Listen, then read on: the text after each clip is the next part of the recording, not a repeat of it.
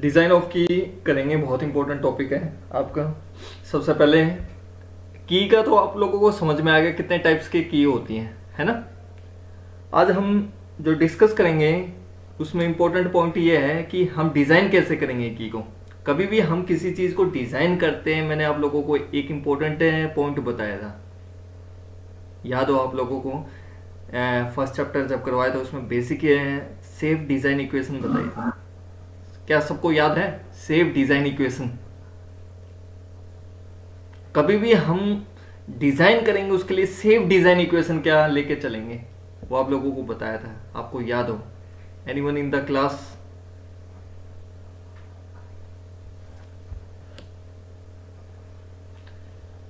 नहीं पता किसी को? याद करो यार, मैंने आप लोगों को बताया था कि इक्वेशन कुछ ऐसे थी आपकी, like that. Maximum stress induced less than permissible stress sir. Less than equal to permissible stress. Permissible stress. Permissible stress के बहुत सारे नाम बताए थे मैंने आप लोगों को। Allowable stress, design stress, working stress. जिससे आप कंफ्यूज ना हो, क्वेश्चन के अंदर कुछ भी दे दे, मतलब आप कंफ्यूज ना हो। न्यूमेरिकल के अंदर जनरली या तो परमिसिबल देते हैं या अलोवेबल देते हैं, कई बार वर्किंग भी दे देते हैं, तो कंफ्यूज ना हो, सबका मतलब एक ही है, ठीक है। उसके बाद मैंने क्या बताया था, ये आपकी क्या है, सेफ डिजाइन इक्वेशन है। ये कैसे कैलकुलेट करोगे? मैक्सिमम स्ट्रेस इंड्यूस आप कैसे कैलकुलेट करोगे? जैसा स्ट्रेस लग रहा है उसी के अकॉर्डिंग आपको निकालना है, अकॉर्डिंग टू सोम इक्वेशन। ये किसके अकॉर्डिंग निकालोगे? ये आप निकालोगे सोम इक्वेशन के अकॉर्डिंग। और ये आप कैसे कैलकुलेट करोगे? Permissible stress from factor of safety. ये बताई थी ना मैंने आप लोगों को बात, नहीं? तो ये आपकी क्या है इक्वेशन? ये इक्वेशन क्या है आपकी? ये इक्वेशन है आपकी safe design equation. This is safe design. मैंने आप लोगों को बताया था, सिर्फ इस इक्वेशन को आप दिमाग में रखना, हर चीज हमारी बहुत आसान हो जाएगी मशीन डिजाइन के अंदर। सिर्फ एक इक्वेशन का कमाल है ये बुक में कहीं भी नहीं मिलेगी आपको। कि कोई भी बुक उठा के देख लो, कहीं भी चेक कर लो आप, ये बुक के अंदर नहीं मिलेंगी ये चीजें, ऐसे इंपॉर्टेंट कंसेप्ट। सर एक बार ज्वाइन वाला देखना, वो कह रहे हैं बच्चे। एक सेकंड यार, ये गलत है यार, बीच में आते हैं बच्चे।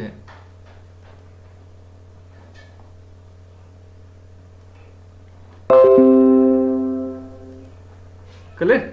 ये सेफ डिजाइन इक्वेशन है। अब हम किसका डिजाइन करने वाले? की का डिजाइन करेंगे हम। किसका डिजाइन करेंगे? की का डिजाइन करेंगे। Is it clear? ठीक है, रिस्पॉन्स जरूर करते रहेगा बीच में। मुझे पता लगा है कहीं कुछ बच्चे ऐसे होते हैं, भैया चला के छोड़ के, यार ऐसा मत करो यार। आप करते हो तो पूरा डिवोट रहेगा, क्लास के अंदर इन्वॉल्व रहे करो। क्या पूछ रहा हूँ क्या नहीं पूछ रहा हूँ, जैसे आपकी फिजिकली क्लास होती है।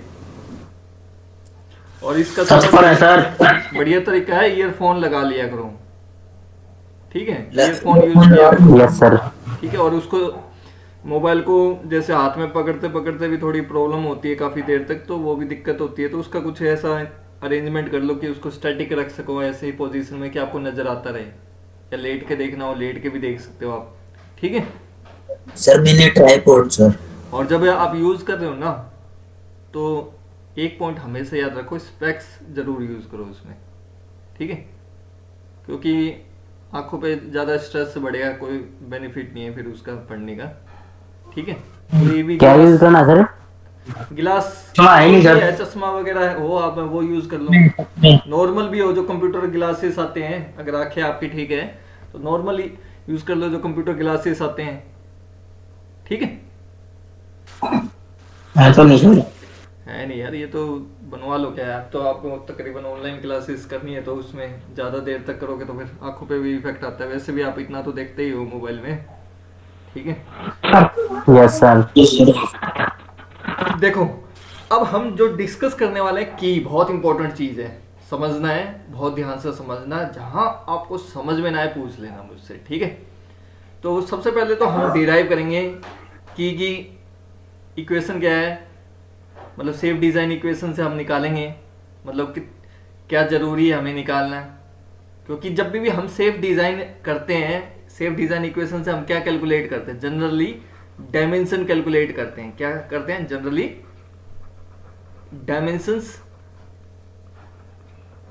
की कैलकुलेशन करते हैं। Is it clear? ठीक है। तो अब हम की का डिजाइन करने वाले हैं, तो की का डिजाइन करने से पहले हमें यह समझना पड़ेगा कि जो ये की है जनरली की फेल कैसे होगी, क्योंकि जब भी तो आप आइडेंटिफाई करोगे, आप उस चीज को कैसे बचा सकते हो, कैसे सेव कर सकते हो, जब आपको ये पता होगा जब भी तो आप की को बचा पाओगे फेलियर होने से, है ना। Yes sir. तो आपको ये पता होना चाहिए, की को डिजाइन करने से पहले आपको क्या पता होना चाहिए, आपको ये पता होना चाहिए, क्योंकि सेफ डिजाइन इक्वेशन को यूज करते हुए आपको डिजाइन करना है, ये तो ऑटोमेटिक सी बात है। तो अब आपको ये पता होना चाहिए कि की फेल कैसे होगा, फेलियर मोड कौन से हैं की के, ठीक है।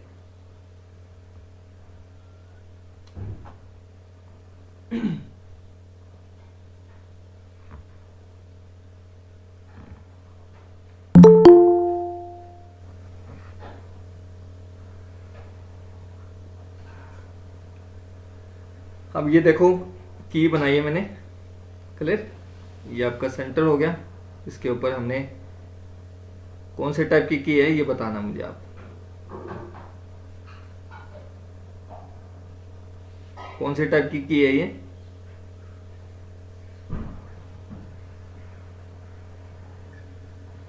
किस टाइप की है ये? गुड गुड, मतलब लास्ट लेक्चर आपको समझ में आया है, ठीक है। और ये क्या है? दिस इज शाफ्ट, और ये वाला पोर्शन क्या है? This is hub. और ये वाला पोर्शन की। Is it clear? ठीक है। अब आप पावर कैसे ट्रांसमिट करना चाहते हो? हब से शाफ्ट को पावर ट्रांसमिट करना चाहते हो या शाफ्ट से हब में पावर ट्रांसमिट करना चाहते हो? हब से शाफ्ट में। हब से भी कर सकते हो, शाफ्ट में। मान लो हब क्या आपका ड्राइवर हो गया और ड्रिवन क्या अब शाफ्ट है, शाफ्ट। ठीक है। अगर मान लो शाफ्ट से करना हो तो शाफ्ट क्या हो गया आपका? ड्राइवर हो गया, जो कि जनरली शाफ्ट ही होती है आपकी, क्योंकि आपकी जो मोटर होती है, मोटर के आउटपुट क्या मिलती है आपको? शाफ्ट ही मिलती है। मोटर इलेक्ट्रिसिटी से चलती है और आउटपुट में क्या मिलती है? शाफ्ट वर्क मिलता है, शाफ्ट रोटेट करती है ना। इस शाफ्ट को हमें पावर ट्रांसमिट करनी है हब में, या आप हब से पावर ट्रांसमिट कर सकते हो शाफ्ट में। अब जैसा बुक में दे रखा है उसी के अकॉर्डिंग मैं चल रहा हूँ, ठीक है। मैं शाफ्ट से हब में पावर ट्रांसमिट कर रहा हूँ, आपको बात समझ में आ रही? अगर आप चाहो तो हब से शाफ्ट में भी पावर ट्रांसमिट कर सकते हो, बस उसमें रिवर्सिबल हो जाएगा। जो मैं आपको इसमें बताऊंगा शाफ्ट से हब में पावर ट्रांसमिट करके बताऊंगा, वो रिवर्सिबल हो जाएगा इसमें। Is it clear? तो मैंने कंसीडर किया कि शाफ्ट रोटेट कर रही है in clockwise direction. Is it clear? Shaft rotate कर रही है किस डायरेक्शन में? क्लॉकवाइज डायरेक्शन में, ठीक है। मैंने मान लिया, let us consider shaft rotating in clockwise direction. और हमारा ऑब्जेक्टिव क्या है? हमारा ऑब्जेक्टिव है कि हम पावर ट्रांसमिट करें कहां से? शाफ्ट से टू हब। अब जब पावर आप ट्रांसमिट कर रहे हो शाफ्ट से हब में, पावर ट्रांसमिट कर रहे हो, तो क्या होगा? इन बिटवीन क्या आ रहा है? इंटरमीडिएट कंपोनेंट क्या आ रहा है इन दोनों के बीच में? की? यस और नो? मैंने आप लोगों को एक स्टार्टिंग में जब आपको अमल की शाफ्ट एंड हब, अमंग की, शाफ्ट एंड हब में से कौन सा वीकर सेक्शन है? वीकर की सेक्शन सर। कौन सा है? की सर। की है सर। वीकर पोर्शन कौन सा आपका? वीकर पोर्शन आपका की की की तो हम किसको डिजाइन कर रहे हैं? फिलहाल की को डिजाइन कर रहे हैं, क्योंकि यही फेलियर होगा। मान लो की फेलियर होगी तो शाफ्ट से पावर ट्रांसमिट कर सकते हो आप हब के अंदर? नहीं कर सकते। तो अब हमें ये देखना, जब शाफ्ट से मैं पावर ट्रांसमिट कर रहा हूं हब के अंदर, तो की कैसे फेल हो सकती है आपकी? ठीक है, ये समझना पड़ेगा। तो मैं पहला केस लेके चल रहा हूं। लेट अस कंसीडर की इज फेल्ड बाय शेयरिंग। की इज फेल्ड बाय शेयरिंग। कैसे फेल्ड होगी वो मैं आपको बताऊंगा। मैंने पहले ही बता दिया की कैसे फेलियर हो रही है, शेयरिंग से। ठीक है, तो मैंने पहला केस ले लिया, case number 1, failure failure of की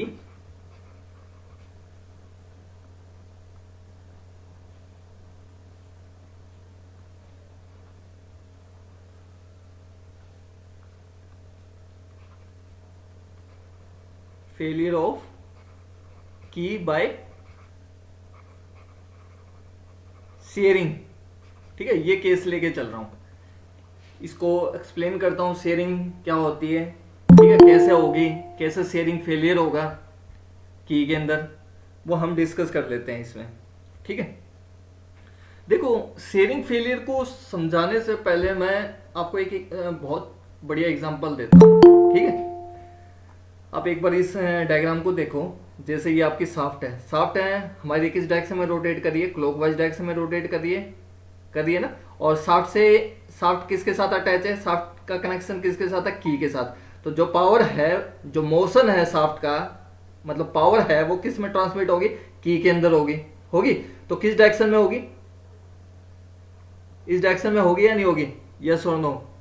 यस सर। Yes sir. ये वाला पोर्शन है,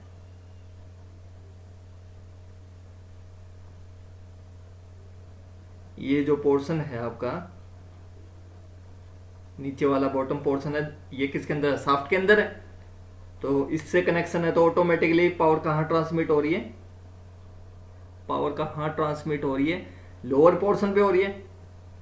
लोअर पोर्शन पे हो रही है जो यस सर। शाफ्ट के अंदर है। मतलब कहने का मतलब है, जैसे ही आपकी पावर ट्रांसमिट हो रही है, जैसे ही आपकी पावर ट्रांसमिट हो रही है, ये फोर्स किसके ऊपर अप्लाई कर रही है? लोअर पोर्शन पे, इस फेज पे। यस और नो? यस कर रहा है या सर। नहीं कर रहा? और ये जो की Yes, sir. पोर्शन है, जो इसके अंदर स्लॉट के अंदर की वे या की सीट के अंदर ये फिट है, ये वाला की का portion, that is in static condition. That is Yes, in sir. Static, मतलब देयर इज नो मोशन, है ना। इसका कोई मोशन नहीं है, लेकिन ये पावर शाफ्ट से किस में जा रही है? की के अंदर जा रही है। और की से किस में जा रही है? हब के अंदर जा रही है। जब शाफ्ट से की के अंदर पावर जाएगी तो कैसे जाएगी? ऐसे ही जाएगी जैसे मैंने अभी आपको दिखाया कि इस डायरेक्शन में क्लॉकवाइज में हो रहा है, तो कहाँ, कौन से फेज पे आ गए? जो मैंने आपको ब्लू कलर में आपको डिस्प्ले करके दिखाया है, इस ब्लू कलर में आपको फोर्स लगेगा। मतलब जो टॉर्क ट्रांसमिट कर रहे हो शाफ्ट से, टॉर्क क्या होता है? फोर्स इनटू परपेंडिकुलर डिस्टेंस, है ना। तो Yes, sir. पोर्शन पे फोर्स लगेगा। अभी मैं एक एक चीज दिखाऊंगा की के नीचे वाले portion पे। बॉटम जो शाफ्ट के अंदर है उसी पोर्शन पे फोर्स लगेगा। और ये क्या है? आप की क्या है? स्टैटिक में है। अब कोई चीज आपको न्यूटन फर्स्ट लॉ याद है, कोई चीज अगर स्टैटिक में, वो स्टैटिक रहना चाहेगी। कोई चीज यूनिफॉर्म मोशन में, वो यूनिफॉर्म मोशन में रहना चाहेगी। अगर उसको डिस्टर्ब करोगे तो उसका कुछ ना कुछ रिजल्ट आपको मिलेगा रिवर्स में। यस और नो? तो वी कैन Yes, sir. से this is action, this is action. और ये एक्शन कहां से मिला आपको? शाफ्ट से। समझ में आ रही है बात? Yes sir. नंबर ज्वाइन वाला देखना सर। एक सेकंड।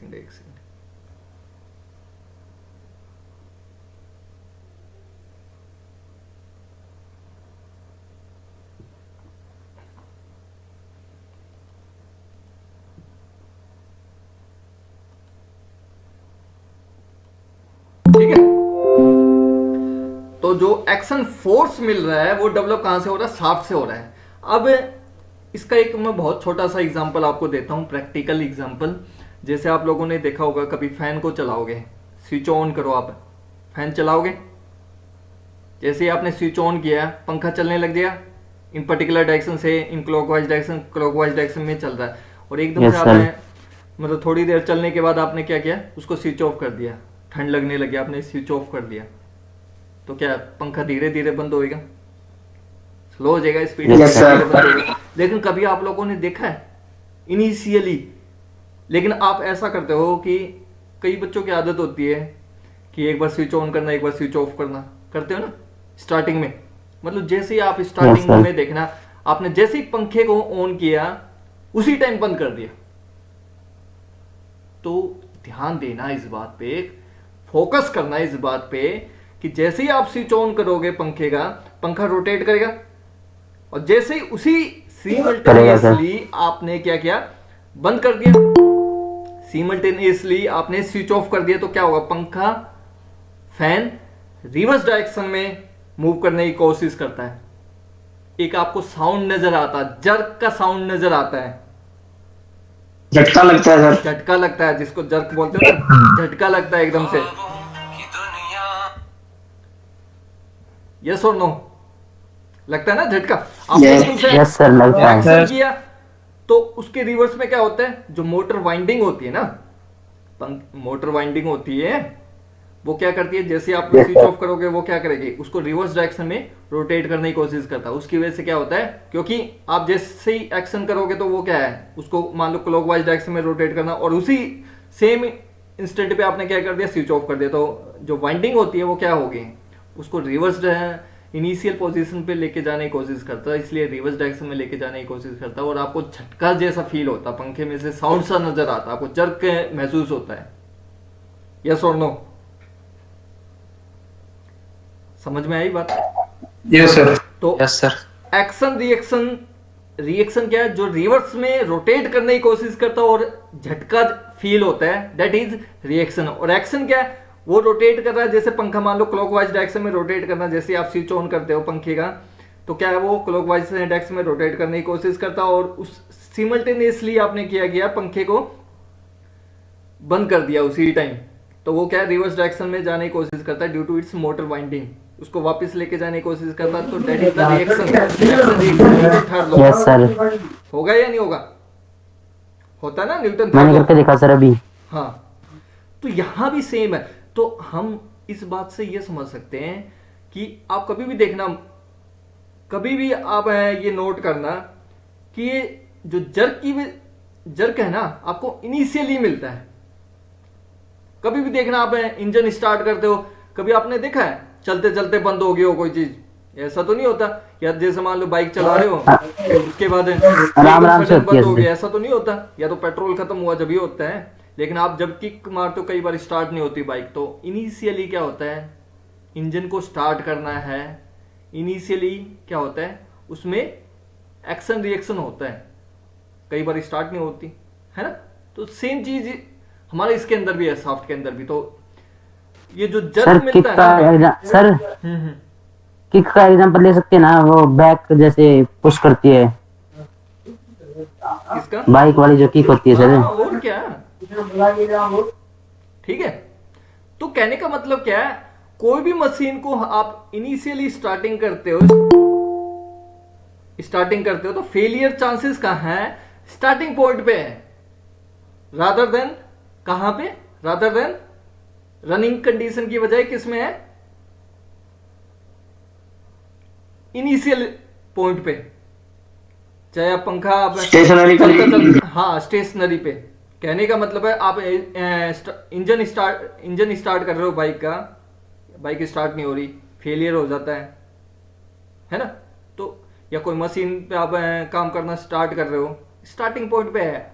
कभी भी आप देखना रनिंग कंडीशन में इतना ज्यादा फेलियर नहीं होगा, फेलियर हो सकता है लेकिन इतना ज्यादा नहीं होता जितना इनिशियली, क्योंकि इनिशियल में क्या होता है, एकदम से लोड होता है ना, एकदम से लोड आता है उसके ऊपर, उसको टैकल करना आसान चीज नहीं है ना। जैसे हमने पंखे फ्रिक्शन की जगह आता है ना सर। क्या है, आपने एकदम से स्विच ऑन किया, उसी टाइम स्विच ऑफ कर दिया, तो उससे क्या होगा, जो जर्क लगेगा, जो जर्क की वजह से फेलियर होता है वो ज्यादा डेंजरस है as compare to running condition, क्योंकि एक एग्जांपल दूं फेलियर सर? हो सकता है आपका।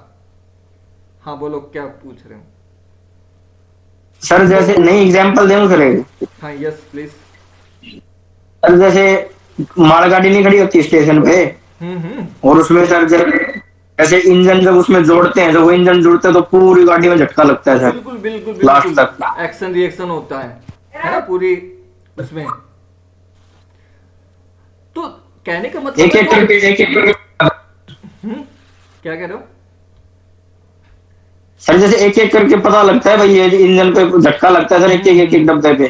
तो वो ज्यादा डेंजरस है, या जो चीज चल रही है स्मूथली चल रही है उसमें ज्यादा प्रॉब्लम आने के चांसेस है, या जो जिसमें जर्क लग रहा है उसमें ज्यादा चांसेस है?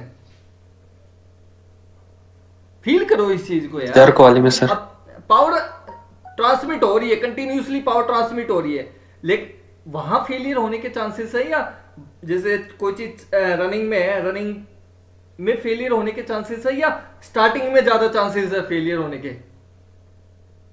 स्टार्टिंग में ही है। स्टार्टिंग में। क्योंकि ये जो जर्क की वजह से फेलियर होगा ना,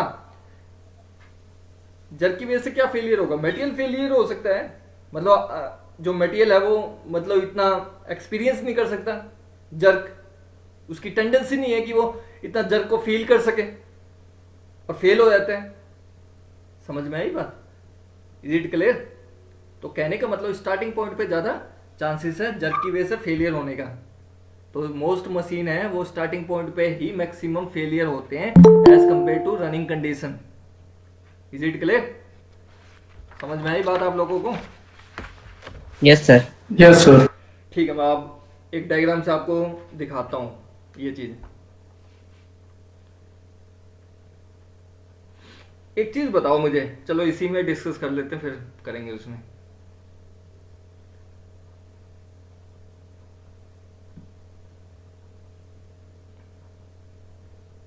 देखो, जैसे अब पावर ट्रांसमिट कर रहे हो शाफ्ट से, तो कौन से पोर्शन पे अटैक करेगा?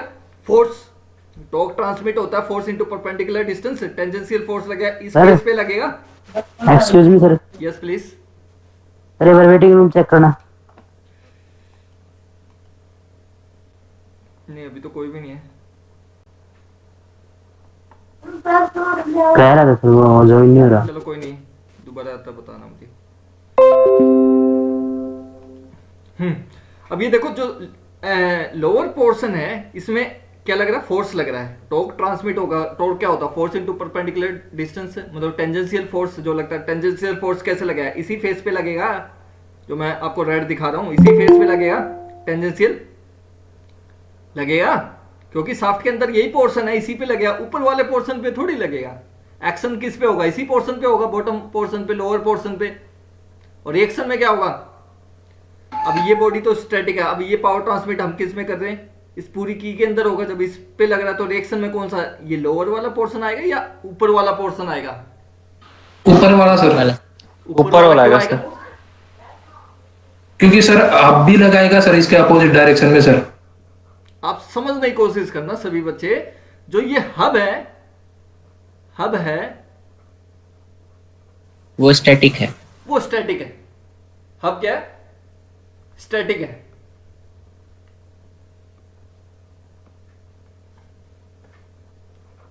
ये हो गया रिएक्शन। ठीक है, ये रिएक्शन बाय हब दे रहा है रिएक्शन, उस एक्शन को रिएक्शन दे रहा है ये हब। समझ में आई बात? अपर वाला पोर्शन, क्योंकि आप पावर ट्रांसमिट कर रहे हो, ये तो इसके अंदर ही है, शाफ्ट के अंदर। इसमें आपने एक्शन दिया है, इस वाले पोर्शन में आपने क्या किया? एक्शन दिया है। जो आपका ये लोअर पोर्शन है इसके अंदर आपने एक्शन दिया है। अब ये पावर पूरी की के अंदर ट्रांसमिट होगी। अब ये की को घुमाने की कोशिश कर रहा है, तो की अपर वाला पोर्शन किसके अंदर है? हब के अंदर। हब क्या है? According to Newton first law वो क्या है? स्टैटिक में है। कैसे है? स्टैटिक में है, तो वो क्या रहना चाहेगा? स्टैटिक में ही रहना चाहेगा। अब उसके स्टैटिक को डिस्टर्ब करेगा तो क्या होगा? Due to its inertia it will try to oppose that action in form of reaction. Yes और नो? Yes sir. समझ में आ रही है? Yes, sir. तो ये एक्शन लग रहा है। अब इस हब की वजह से क्या हो रहा है, रिएक्शन आ रहा है इसके ऊपर वाले पोर्शन में, क्योंकि ऊपर वाला ही पोर्शन तो है जो हब के अंदर है। हब क्या है, खुद स्टैटिक में रहना चाह रहा है। अब उसको आप मान लो पढ़ना नहीं चाह रहे हो, मैं जबरदस्ती पढ़ाऊंगा, क्या है आपका अंदर से एक रिएक्शन आएगा नहीं आएगा? सर जबरदस्ती पढ़ा रहे आएगा। हैं, हम पढ़ना भी नहीं चाह रहे, 1 घंटे से पढ़ा रहे हैं, 1 घंटा और पढ़ा रहे हैं जबरदस्ती, तो अंदर से स्ट्रेस डेवलप होगा नहीं होगा, बेचैनी सी हो जाएगी आप लोगों को। समझ में यस सर, होती है। होता है ना? तो that is the reaction. Action तो मैं आप लोगों को पढ़ा रहा हूँ, रिएक्शन क्या आपका, जो अंदर का गुस्सा फूट रहा है, जो बोल नहीं पा रहे हो, अंदर ही अंदर बड़बड़ा रहे हो, डेट इज द रिएक्शन। फिर वो हो तो नहीं पा रहा, रिएक्शन दे तो नहीं पा रहे। समझ में आई बात आप लोगों को? तो कहने का मतलब है जो ये हब है, हब क्या है, स्टैटिक में है। जो न्यूटन फर्स्ट लॉ यही तो कहता है कि कोई चीज अगर स्टैटिक में है तो वो स्टैटिक में रहेगी, अगर कोई चीज मोशन में है तो वो मोशन में ही रहेगी, अनटिल अनलेस कोई एक्सटर्नल फोर्स उसके ऊपर ना लगाया जाए। तो ये हब क्या है, स्टैटिक में, तो वो स्टैटिक में ही रहना चाहिए। अगर हम एक्सटर्नल लगा रहे हैं तो automatically due to its mass ये क्या है, अपोज में क्या है, रिएक्शन लगा रही। तो रिएक्शन कौन से फेज पे लगेगा, इस वाले फेज पे लगेगा। ये बात समझना, इस वाले फेज पे ही लगेगा रिएक्शन, इस वाले फेज पे ही लगेगा रिएक्शन। समझ में आई बात आप लोगों को? Yes sir. ठीक है। अब ये तो कोई डाउट नहीं है, एक्शन कहाँ लगेगा, रिएक्शन कहाँ लगेगा, इतनी बात आप लोगों को समझ में आई? No sir. Yes sir. No, sir, छोटी सी yes. चीज थी सर। चलो अब आगे डिस्कस करता हूँ मैं क्या होता है।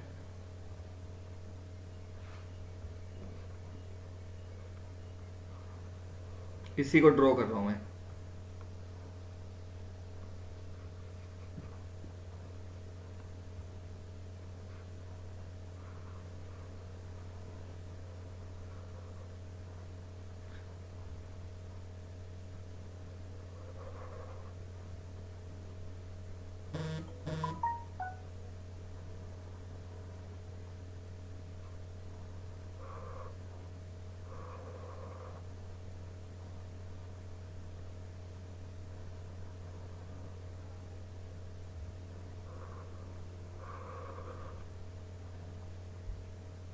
थोड़ा सा और कोशिश करते हैं इसको सही बनाने की।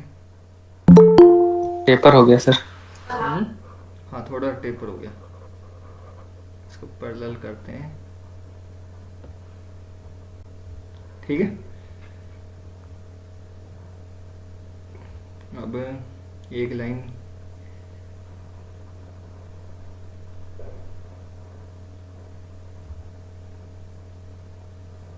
सर कटिंग टूल लग रहा है। हाँ कटिंग टूल ही बना रहे हैं, चिंता मत कर, कटिंग टूल ही बना रहे हैं, डोंट वरी। कौन सा मटेरियल है सर? मटेरियल ले लो, माइल्ड स्टील का ले लो। पर sir cutting tool mild steel का नहीं होता है। लेकिन हम कैसी तो बातें कर रहे हैं? हम तो बना रहे हैं ना, आप लोगों ने कटिंग टूल बोला है, चलो कटिंग टूल मान लो इसको। एसएसएस। अब देखो ये आपको वो पोर्शन नजर आ रहा है जो सामने से आपको मैं ये दिखा रहा हूँ पोर्शन, वेट, ये जो सामने से आपको नजर आ रहा है ये वाला ही मैंने आपको ये दिखाया था ना, यही वाला। अब मैंने इसको कंप्लीट बनाया है, कंप्लीट बनाने के बाद आपको अब देखो इसमें मैं 2 पोर्शन बना रहा हूँ, एक हाफ पोर्शन भी बना रहा हूँ। क्यों?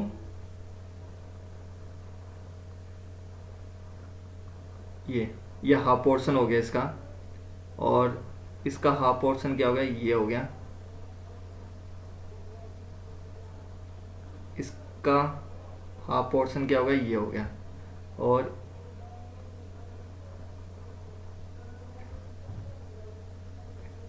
इसका हाफ पोर्शन ये हो गया। तो सभी की सेंटर लाइन मैंने ड्रॉ कर दी। Is it clear? थोड़ा सा और अच्छा बनाएंगे, डायग्राम अच्छा होगा उतना ही आपको समझ में आएगा। अंडू अंडू अंडू सब कुछ ही डिलीट कर रहा है ये।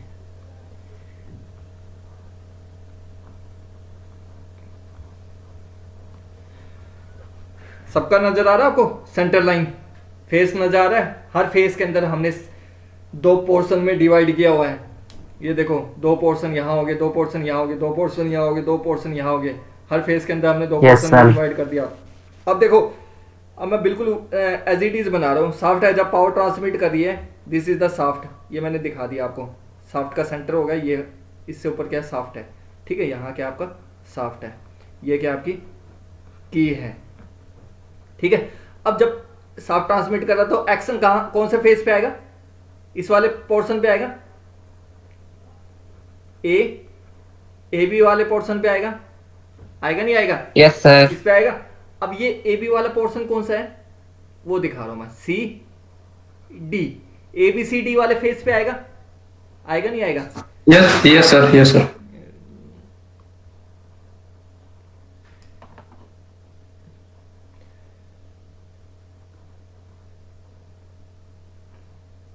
ज्यादा बड़ा हो गया यार, अंडू करो।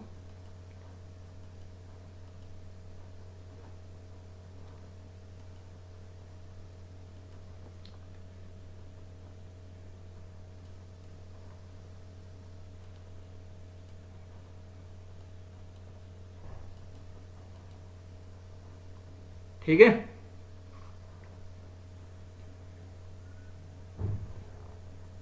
ठीक ही है सर। ये ज्यादा बड़ा हो गया, इसको मैं डिलीट करूंगा, ऐसे बात बनेगी नहीं। आपसे बना लो सर।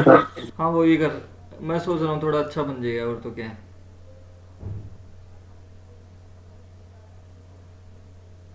अब ठीक है, परपेंडिकुलर।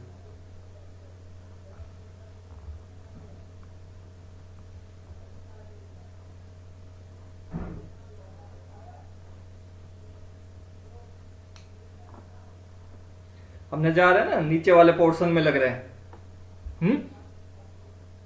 अब देखो, ये तो क्या आपका लग रहा है, एक्शन लग रहा है। क्या हो गया यार, ये अंडू।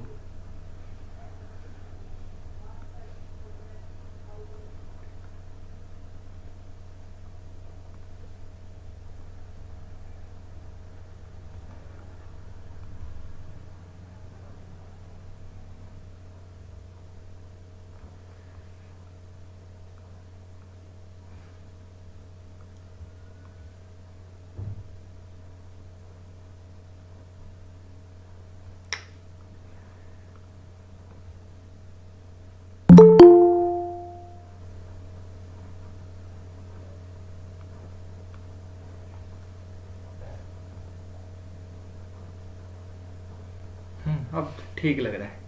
ये कौन सा लग रहा है, फोर्स लग रहा है, एक्शन। This is action. ये कौन सा लग रहा है, एक्शन लग रहा है, ठीक है। ये इसको एक बार एक्शन लिखते ही नहीं है, ये लिख दिया एफ फोर्स, ठीक है। ये एक्शन फोर्स है, ठीक है। अब ये बताओ, जो आपका रिएक्शन लगेगा, रिएक्शन कौन से उस पे लगेगा, ऊपर वाले फेस पे।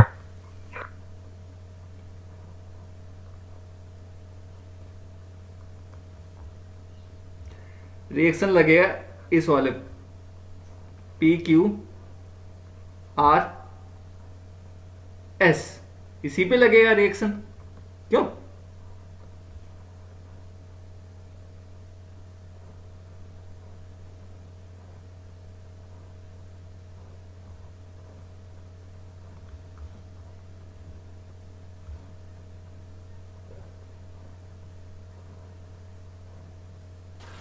सर डायग्राम की वजह से दिक्कत हो रही है। कोई नहीं, दिक्कत तो हो रही है।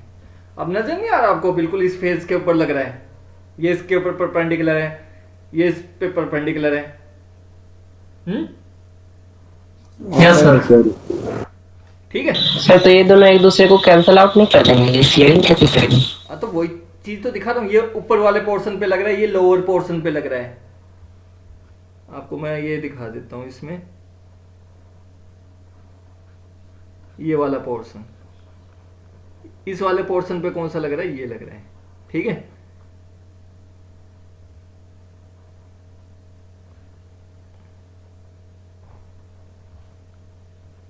और इस पे कौन सा लग रहा है, ये लग रहा है। अब क्लियर है? ये यस सर, अब क्लियर है। ये टॉप पोर्शन इक्वल और अपोजिट लग रहे हैं। ये नीचे लग रहा है, ये ऊपर लग रहा है, जस्ट लाइक आप ऐसे समझ सकते हो, ऊपर ऐसे लग रहा है, एक ये नीचे लग रहा है। क्लियर? ये कुछ है इनके बीच में डिस्टेंस हो गया। क्लियर? समझ गए बात आप लोग? Yes sir. ठीक है। अब देखो मैंने, चलो इसको बाद में ही डिस्कस करेंगे उस चीज को। अब जो ये टॉप वाला पोर्शन है, टॉप वाला है इस डायरेक्शन में लग रहा है, इस डायरेक्शन में ले जाने की कोशिश कर रहा है। बॉटम वाला पोर्शन है इस डायरेक्शन में ले जाने की कोशिश कर रहा है।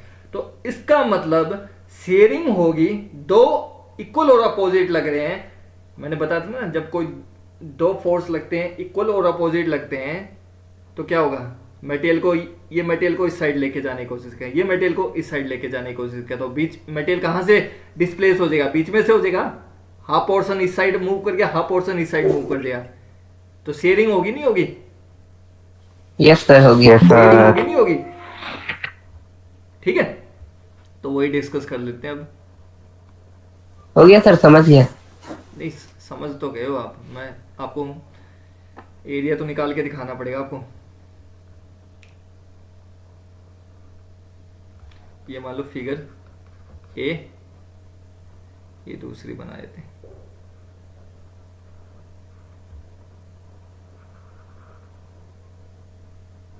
ठीक है,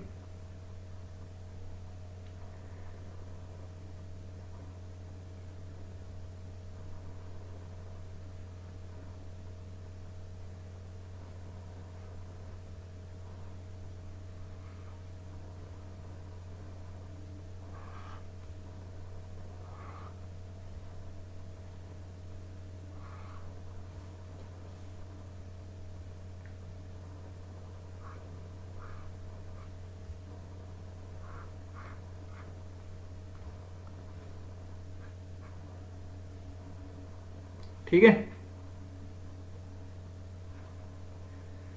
आपको नजर आ रहा है? ये दो चीज शेयरिंग कहां से हो रही है?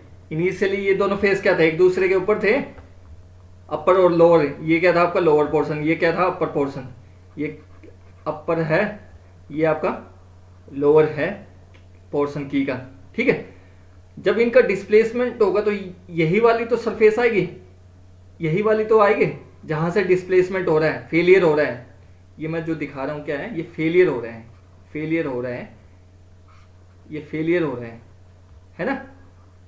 तो अब जो फेलियर हो रहा है तो शेयरिंग होगी ना एक दूसरे के। ये मैंने थोड़ा पीछे दिखा दिया, ये थोड़ा आगे दिखा दिया, तो इन दोनों का डिस्प्लेस होगा, तो ये कॉमन एरिया कौन सा आएगा? यही तो आएगा कॉमन एरिया, यही तो आएगा कॉमन एरिया जो आपको नजर आ रहा है। ठीक है, तो इस एरिया को क्या बोलोगे आप? इस एरिया को बोलोगे आप शेयरिंग एरिया। समझ में आई बात आपको?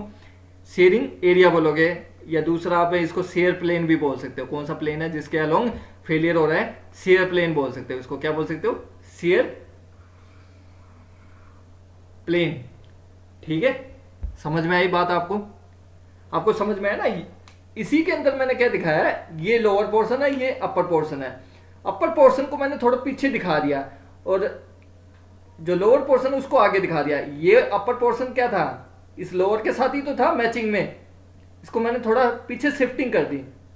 मैंने क्या किया, इसको पीछे की ओर शिफ्टिंग कर दी, शिफ्टिंग कर दी। फेलियर होगा तो यहीं से तो मटेरियल फेलियर होगा, यहीं से तो मटेरियल फेलियर होगा। समझ में आ रही है आपको बात? तो जो ये कॉमन एरिया है, मतलब दोनों का फिजिकल कॉन्टेक्ट है, दोनों का आपस में मैचिंग हो रही है, इसी प्लेन के अलोंग तो हो रही है। और इस प्लेन को क्या बोलोगे? शेयरिंग प्लेन और शेयरिंग एरिया। इसी प्लेन के अलोंग शेयरिंग हो रही है अपर और लोअर पोर्शन की। समझ में आई बात आप लोगों को? Yes sir. Yes sir. यहां तक किसी को डाउट हो तो बता दो जल्दी से। ये अगर पॉइंट समझ में नहीं आया तो पूछ सकते हो दोबारा से आप। सर एक बार टॉप व्यू बना दीजिए इस एरिया की। किसका? इसका? जैसे सर आपने कहा। Yes sir. आप समझे नहीं जो मैं बताना चाह रहा हूं? देखो, जो फिगर ए है ये आपका फिगर बी है। तो फिगर ए के अंदर मैंने दिखाया, जब आपका लोअर पोर्शन लग रहा है और अपर लग रहा है, ये इसको शिफ्ट करेगा, इक्वल और अपोजिट लग रहे हैं ना। ये इस साइड लग रहा है, मान लो मैं इस सी को लिख देता हूं, ये लग रहा है एक्शन लग रहा है ऑन लोअर पोर्शन, और ये लग रहा है reaction on upper portion, equal और अपोजिट लग रहे हैं ना, तो उसकी वजह से क्या होगा, दोनों बॉडी एक दूसरे के रिस्पेक्ट में क्या होंगी, डिस्प्लेस होंगी। तो किस प्लेन के अलोंग डिस्प्लेस होंगी, दैट इज शियर प्लेन, और we can say shear failure हो रहा है दो बॉडी का। तो वही तो एरिया मैंने आप लोगों को दिखाया, आपको समझ में आया। इसको मैंने पीछे शिफ्ट कर दिया। इनिशियली क्या थे, ये दोनों एक दूसरे के बिल्कुल एक दूसरे के अलाइनमेंट था दोनों का, लेकिन फोर्स लगने की वजह से क्या हो गया, इक्वल और अपोजिट लगने की वजह से क्या हो गया, ये पोर्शन आगे निकल गया और एक पोर्शन पीछे निकल गया। तो क्लियर हो गया सर। एक्सपोजर है एरिया वो दिखा दिया। इस प्लेन के अलोंग इन दोनों का डिस्प्लेसमेंट हो रहा है, शेयरिंग हो रही है दोनों की। समझ में आ रही बात है, शेयरिंग हो रही है इस प्लेन के अलोंग। तो इस प्लेन को मैंने क्या बोल दिया, शेयरिंग एरिया। समझ में आई बात आप लोगों को, इसको क्या बोल दिया, sharing Yes, sir. Area. Clear cut आ गया ना समझ में। सर ज्वाइन वाला देखना एक बार। यस, हाँ इसमें बोलो। सर वेटिंग रूम देख लो एक बार। वेटिंग रूम, ये 4 साढ़े 4 बजे आओगे यार, ऐसे थोड़ी बात है। ठीक है, समझ में आई बात आप लोगों को। अब देखो, अब हमें क्या है, कैलकुलेशन करनी है फेलियर। एक पॉइंट और लिख लो, चलो पहले एक बार मैं डायग्राम बना देता हूँ, फिर आप लोगों के लिए आसानी हो जाएगी।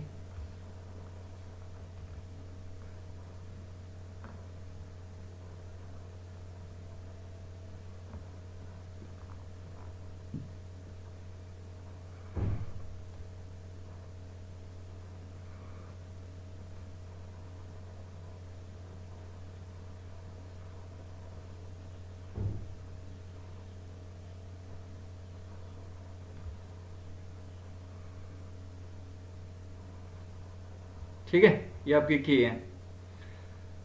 थोड़ा सा डायग्राम हल्का सा हो गया।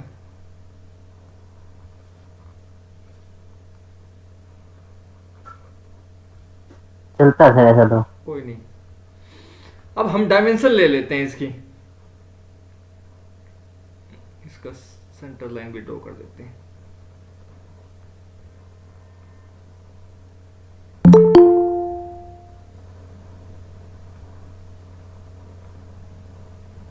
ठीक है, let us consider width of की इज बी मानो या डब्ल्यू मानो, जो आपका दिल करे मान सकते हो। ठीक है, बी मानो या डब्ल्यू। लेंथ ऑफ की कितनी मान ली हमने, लेंथ ऑफ की कितनी मान ली हमने, एल। ठीक है, लेट बी द थिकनेस और हाइट कितनी है की T और एच जो भी मानना है आपको। तो ये हाफ पोर्शन डिवाइड कर दिया, तो ये पोर्शन कितना होगा, T divide two T divide two. E be the thickness, L be the length, और W और B बी द विड्थ। ठीक है, तो हमेशा एक बात याद रखना कि जब भी की का फेलियर होगा, शेयरिंग की वजह से फेलियर होगा, तो वो उसका शेयर प्लेन कितने डिस्टेंस पे लाई करेगा, T/2। देखो T/2 पे है, यही तो शेयर प्लेन है, यही तो आपका जो नजर आ रहा है आपको शेयर प्लेन है आपका, मतलब बॉटम पे लग रहा है, तो ये मिड से ही तो हो रहा है, यही तो आपका शेयर प्लेन है। तो आप लिख सकते हो। हमेशा याद रखना, जो प्राइमरी रीजन है, फिर से रिपीट कर रहा हूं, जो प्राइमरी रीजन है, प्राइमरी जो फेलियर होगा की का, वो किसकी वजह से होगा, हमेशा शेयरिंग की वजह से होगा। ठीक है, लिख सकते हो प्राइमरी फेलियर ऑफ की। क्या हो गया, ये फिर से प्रॉब्लम कर रहा है।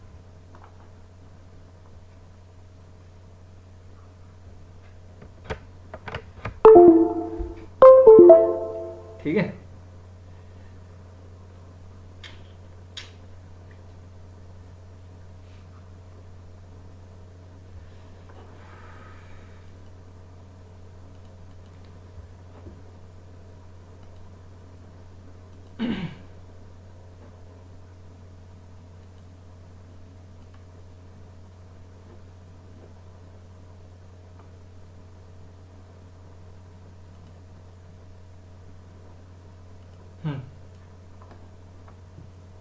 देखो प्राइमरी फेलियर होगा की का हमेशा किसकी वजह से होगा? शेयरिंग की वजह से होगा। शेयरिंग की वजह से। ठीक है, एट कहां पे होगा? शेयर प्लेन पे होगा, विच लाई एट t/2।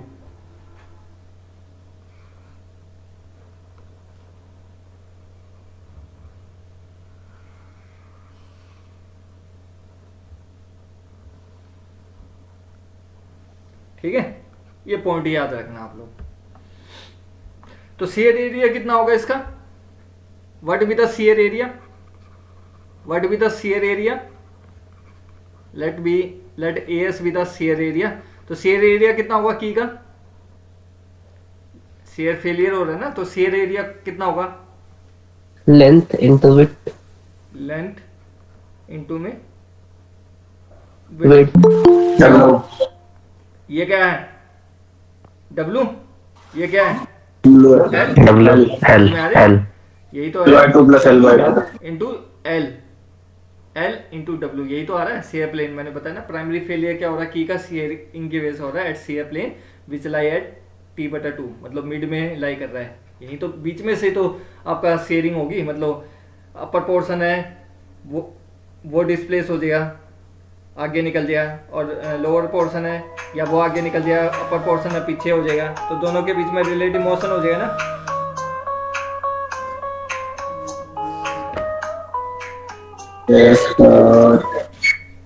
हेलो, हाँ जी, गुड इवनिंग, हाँ बोलो।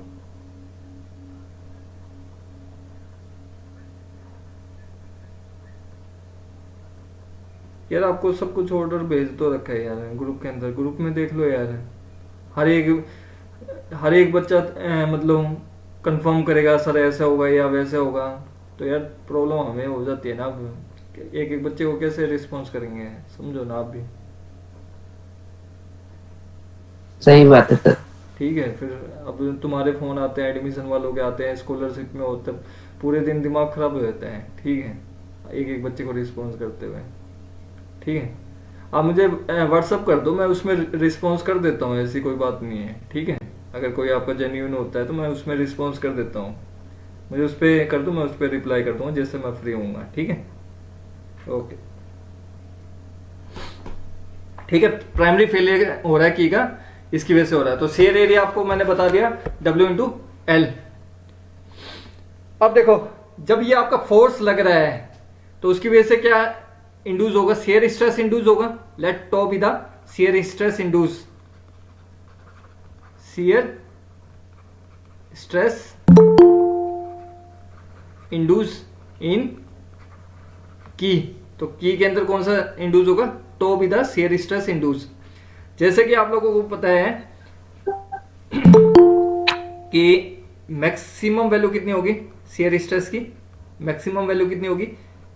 फोर्स डिवाइड में एरिया ऑफ शेयर, यस और नो? फोर्स डिवाइड में एरिया ऑफ शेयर, यही होगा। फोर्स पर यूनिट एरिया होता है according to some equation, according to some equation.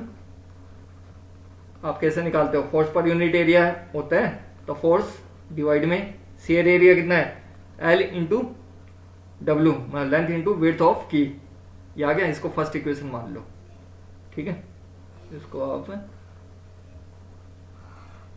First equation मान लो। ठीक है, अब बात ध्यान से समझना। मैंने मान लिया let D be the dia of shaft. क्या माना मैंने? डाया शाफ्ट का ही है। अब मेरी चाहत है कि मैं कितना अमाउंट का टॉर्क मुझे चाहिए शाफ्ट को रोटेट करने के लिए। दोबारा से समझना, let D be the dia of shaft. अब मेरी चाहत क्या है? कितना अमाउंट का टॉर्क मुझे चाहिए शाफ्ट को रोटेट करने के लिए, मतलब मैक्सिमम कितना टॉर्क शाफ्ट को दूं कि आपकी शाफ्ट रोटेट हो जाए। Is it clear? समझ में आए? तो अब एक बार ये देखो, जैसे ये आपका है, ये आपकी शाफ्ट है। ठीक है, से मैंने इसमें क्या है D/2 है ये। कंप्लीट है। रेडियस कितना होगा d/2। तो फोर्स लगे वो कैसे लग रहा था, लोअर पोर्शन पे लग रहा था, ऐसे ही ये लग रहा था, ये आपका क्या था, एक्शन था जो लोअर पोर्शन पे लग रहा था, ऑन की के ऊपर लग रहा था, यही लग रहा था। तो कितना एक्शन टॉर्क कितना होगा आपका, एक्शन टॉर्क कितना होगा, मतलब ये आपको शाफ्ट ही तो टॉर्क प्रोवाइड कर रहा है, ये कितना होगा F इंटू d/2। शाफ्ट वाले चैप्टर के अंदर भी पढ़ा है, सोम के अंदर। तो आप इसमें से आप क्या कैलकुलेट कर सकते हो, आप कितना फोर्स लगा रहे हो की के ऊपर, यही वाला ही फोर्स तो लगा रहे हो आप, यही तो लगा रहे हो फोर्स, ये कितना लगा रहे हो, इस टी की वजह से कितना लग रहा है, T डिवाइड में d, इतना ही तो लग रहा है आपका। समझ में आ रही है बात या नहीं आ रही। सेकंड देखो मैंने ये निकाला है कि मतलब d मान लो शाफ्ट का डाया, सर एक बार रिपीट करना वो वही रिपीट पीछे वाला। सारा रिपीट कर रहा हूँ। मान लो मैंने मान लिया डाया है शाफ्ट का d है, ठीक है। अब मुझे कितना टॉर्क चाहिए कि शाफ्ट को मैं रोटेट कर सकूं, मतलब मुझे तो वो कैलकुलेट करना, मतलब मैक्सिमम टॉर्क मैं कितना अप्लाई करूं, यही चीज तो मुझे फाइंड आउट करनी है। तो मैक्सिमम टॉर्क मान लो इसमें मैक्सिमम टॉर्क कितना लग रहा है, t लग रहा है, ठीक है।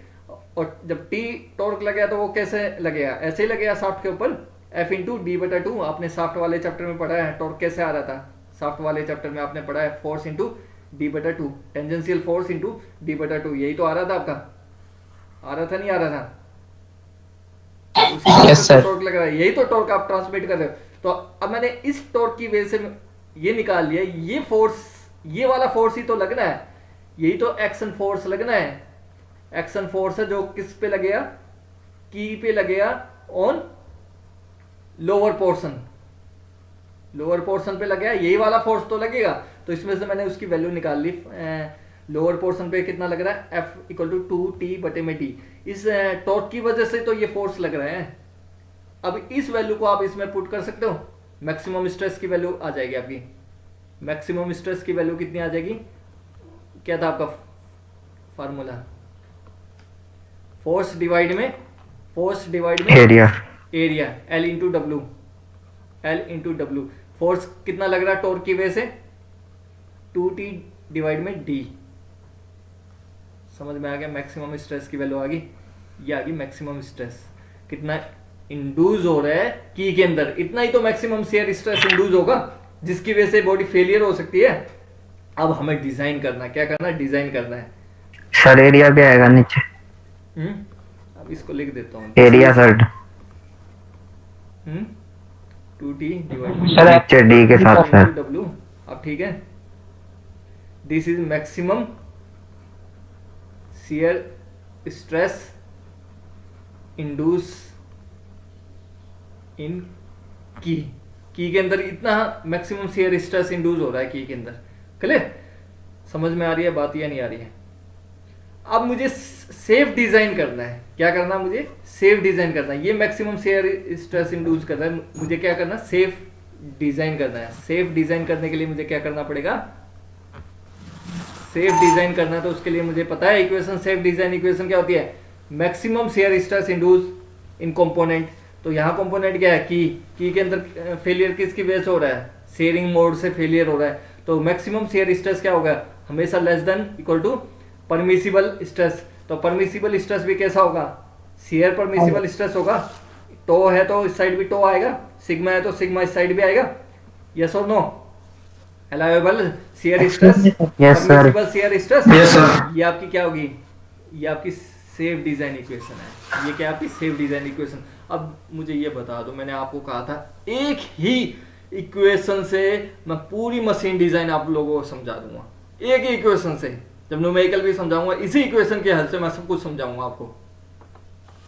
अब आपको मैंने बताया मैक्सिमम शियर स्ट्रेस कैसे निकालते हैं, सोम इक्वेशन से, जो हमने यहाँ निकाल रखा है सोम इक्वेशन से। एक्चुअल में यहाँ मैक्सिमम शियर स्ट्रेस कितना लगेगा, इतना लगेगा, ये हमने निकाल रखा है 2T डिवाइड में D into L into W। सोम इक्वेशन ही तो है, ये देखो सोम इक्वेशन ही तो है।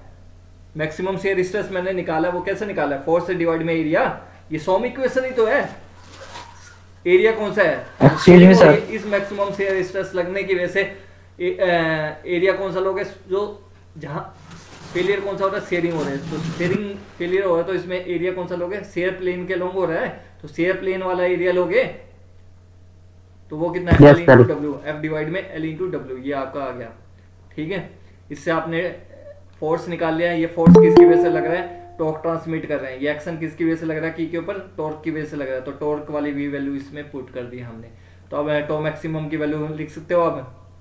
टो मैक्सिमम की वैल्यू कितनी होगी आपकी, 2t डिवाइड में d into L into W less than equal to permissible. Tau permissible कितनी होगी, टो परमिसिबल को आप क्या लिख सकते हो, मर्जी आप टो परमिसिबल रखना है टो परमिसिबल रखो, इसको टो परमिसिबल को वैसे हम क्या लिख सकते हैं, according to factor of safety permissible stress क्या आएगा, मैक्सिमम स्ट्रेस अपॉन डिवाइड में n be the factor of safety. SYS क्या है, yield strength, yield shear strength.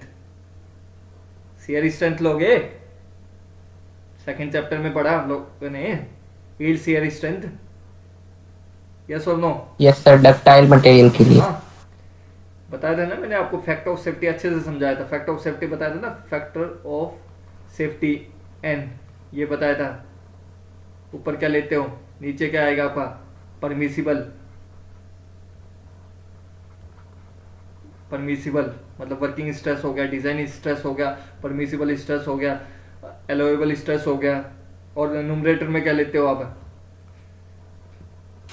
Ultimate stress, ultimate stress, या अल्टीमेट फेलियर हो रहा है तो अल्टीमेट ले रहे हो, मतलब मैक्सिमम वैल्यू तो ले रहे हो इसमें भी, मटेरियल की वजह से, मटेरियल की प्रॉपर्टी ले रहे हो आप इसमें, है ना।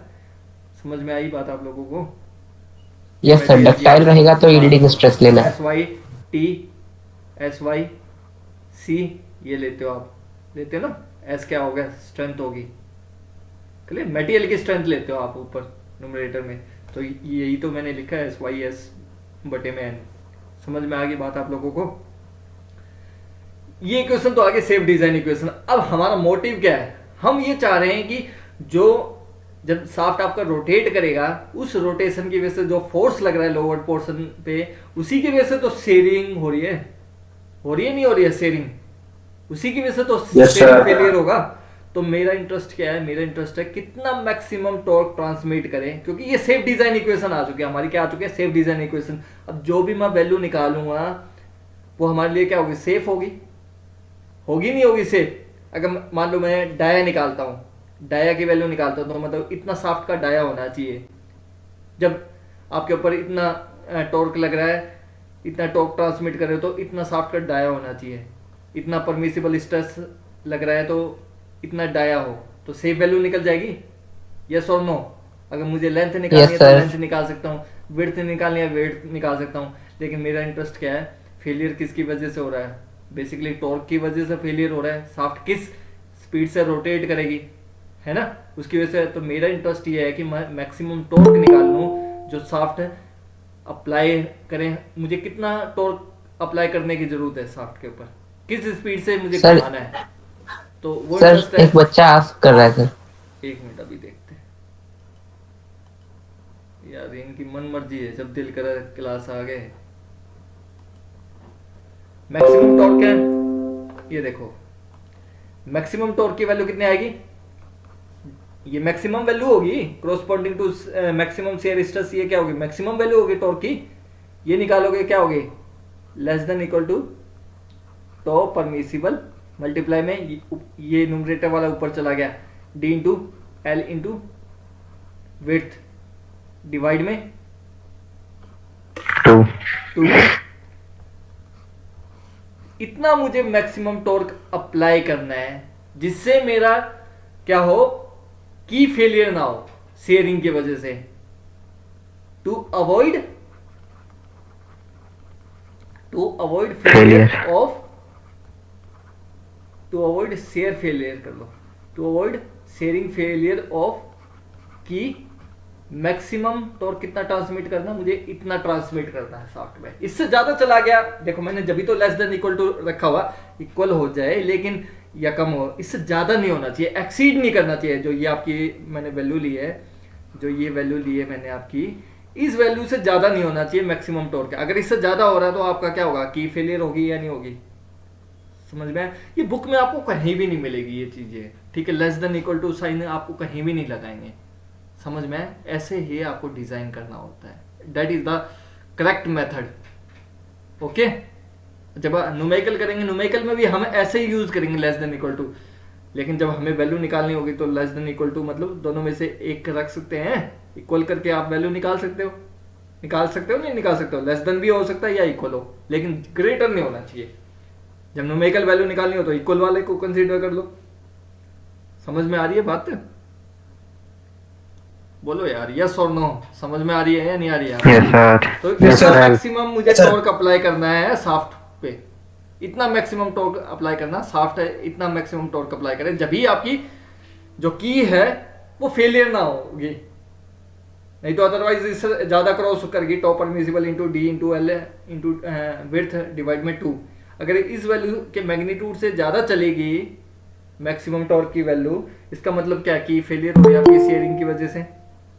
और हमेशा याद रखना कि जो फेलियर होती है वो प्राइमरी मोड कौन सा है, प्राइमरी मोड कौन सा, शेयरिंग मोड है, ठीक है, शेयरिंग मोड है, हमेशा याद रखना। की का फेलियर होता है वो शेयरिंग की वजह से होता है, क्लियर? अब ये तो एक हमने डिस्कस कर लिया कि की का फेलियर कैसे होता है, इसकी वजह से होता है। अच्छा, एक लाइन और लिखवा देता हूं, this is the maximum torque, लिख लो थोड़ा सा आपको और अच्छे से याद रहेगा। This is maximum torque that our system that is key can sustain without failure। समझ में? This is the maximum torque that our system can sustain without failure, बिना फेलियर के इतना मैक्सिमम टॉर्क चाहिए हमें, ठीक है, इतने तक झेल सकता है टॉर्क। अगर इससे ज्यादा टॉर्क चला गया तो हमारा सिस्टम झेल नहीं सकता और वो फेलियर हो जाएगा, शेयरिंग फेलियर हो जाएगी, ठीक है। ये तो बात करी हमने शेयरिंग फेलियर की, मतलब जब भी की में मोस्टली 80-90% है वो इसी की वजह से होते हैं, मतलब कुछ एक हैं 20-30% है वो फेलियर हो जाते हैं। दूसरा मोड है दैट इज क्रशिंग फेलियर, वो डिस्कस कर लेते हैं हम।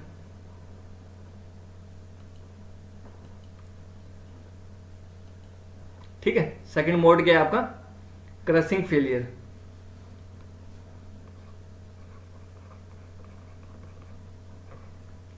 Crushing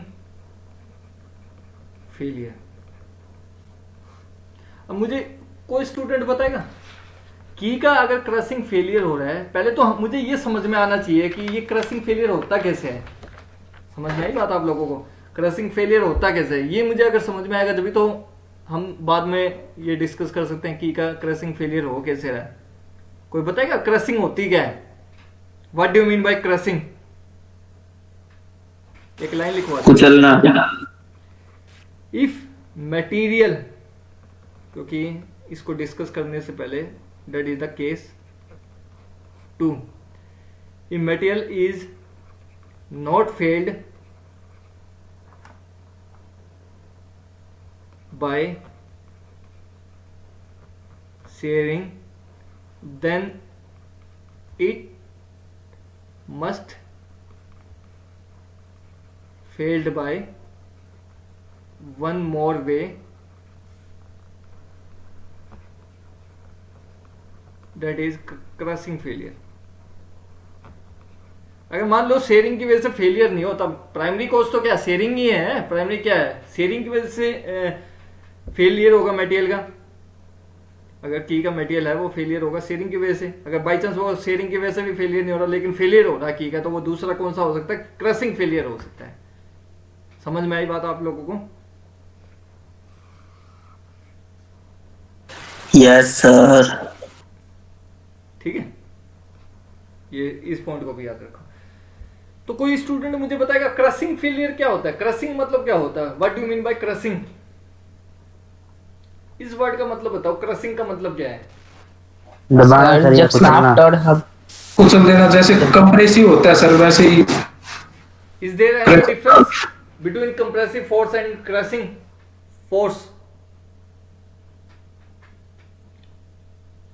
Is there any difference between crushing force and compressive force, या दोनों सेम होते हैं, क्रशिंग फोर्स और कंप्रेसिव फोर्स? कंप्रेसिव फोर्स को सर कंट्रोल कर सकते हैं तो कुछ मतलब ये तो देखो क्रशिंग का खतरनाक मतलब चीज क्या है। होता है? कुचलना, बिल्कुल समझ में आ रही है? कुचलना, क्रशिंग का मतलब होता है कुचलना, ठीक है? डिस्ट्रॉय भी कह सकते हैं सर। हाँ, डिस्ट्रॉय। डिस्ट्रॉय कर देना, बिल्कुल ही उसको खत्म कर देना, कुचलना। ये आप लोगों ने खराब। सॉन्ग के अंदर पढ़ा होगा। क्रशिंग किसके अंदर पढ़ा है? आपने पढ़ा होगा कॉलम के अंदर क्रशिंग हो रही है, क्रशिंग फेलियर हो रही है अगर लोड Yes, एक्सीड हो sir. गया। बकलिंग भी पढ़ा है सर। पढ़ा है ना ये चीज आप लोगों ने? Yes sir. क्रशिंग था सर। देखो मैं बहुत एक अच्छा सा एग्जांपल बताता हूँ आपको क्रशिंग समझाने के लिए। अब एक बार ये क्रशिंग बता रहा हूँ, मैं दोबारा कहीं डिस्कस नहीं करूंगा, आगे बहुत बार क्रशिंग आएगा, तो अब एक बार समझा रहा हूँ। फर्स्ट टाइम आइए, ये टर्म वैसे सॉन्ग में पढ़ चुके हो। सपोज ये मान लो आपकी वाल है, क्या ये दीवार है। इस दीवार में मैंने क्या किया, इस दीवार के अंदर मैंने क्या किया, एक है ये बॉल है, ठीक है। इस बॉल को मैंने क्या किया, कंप्रेस किया। इस बॉल को मैंने क्या किया, कंप्रेस किया सर। कंप्रेस करने के बाद क्या होगा, ऑटोमेटिकली बॉल की शेप चेंज हो जाएगी, रिडक्शन हो जाएगा। Yes sir. रिडक्शन हो जाए, शेप डिस्टोर्टेड हो जाएगी। तो this mean it will undergo crushing. समझ में आई नहीं आई? इसकी जो शेप चेंज हो रही है वो किस क्रशिंग कर रहे हैं हम इसको, समझ में क्रशिंग के कारण हो रही है सर उसकी शेप क्रशिंग चेंज। के कारण हो रही है। तो आपको समझने वाली बात यह है, क्रशिंग का मतलब होता है, और क्रशिंग फोर्स और कंप्रेसिव फोर्स का फर्क इतना ही है।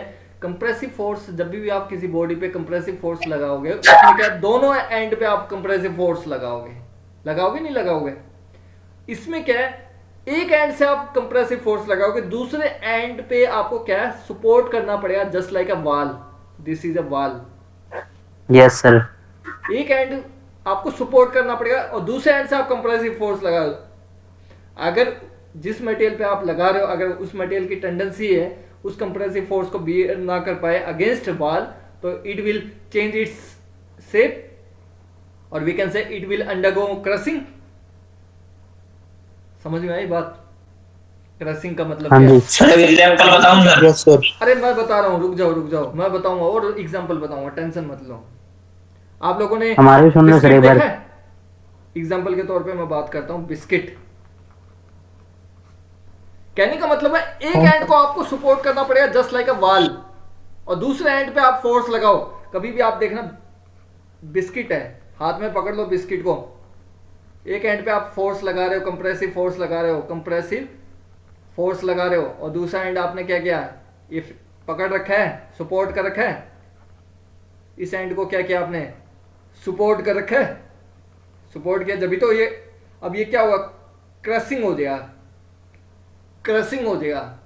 देखा है बिस्किट को कभी क्रश करते हुए आपने हाथों से? Yes sir. उसका चूरा हो जाएगा दोनों सर। एंड से पकड़ लो। आप ऐसे करते हो क्या, दोनों ओर से फोर्स लगा रहे हो, एक एंड पे तो सपोर्ट चाहिए, दूसरे एंड से आप फोर्स लगाते हो।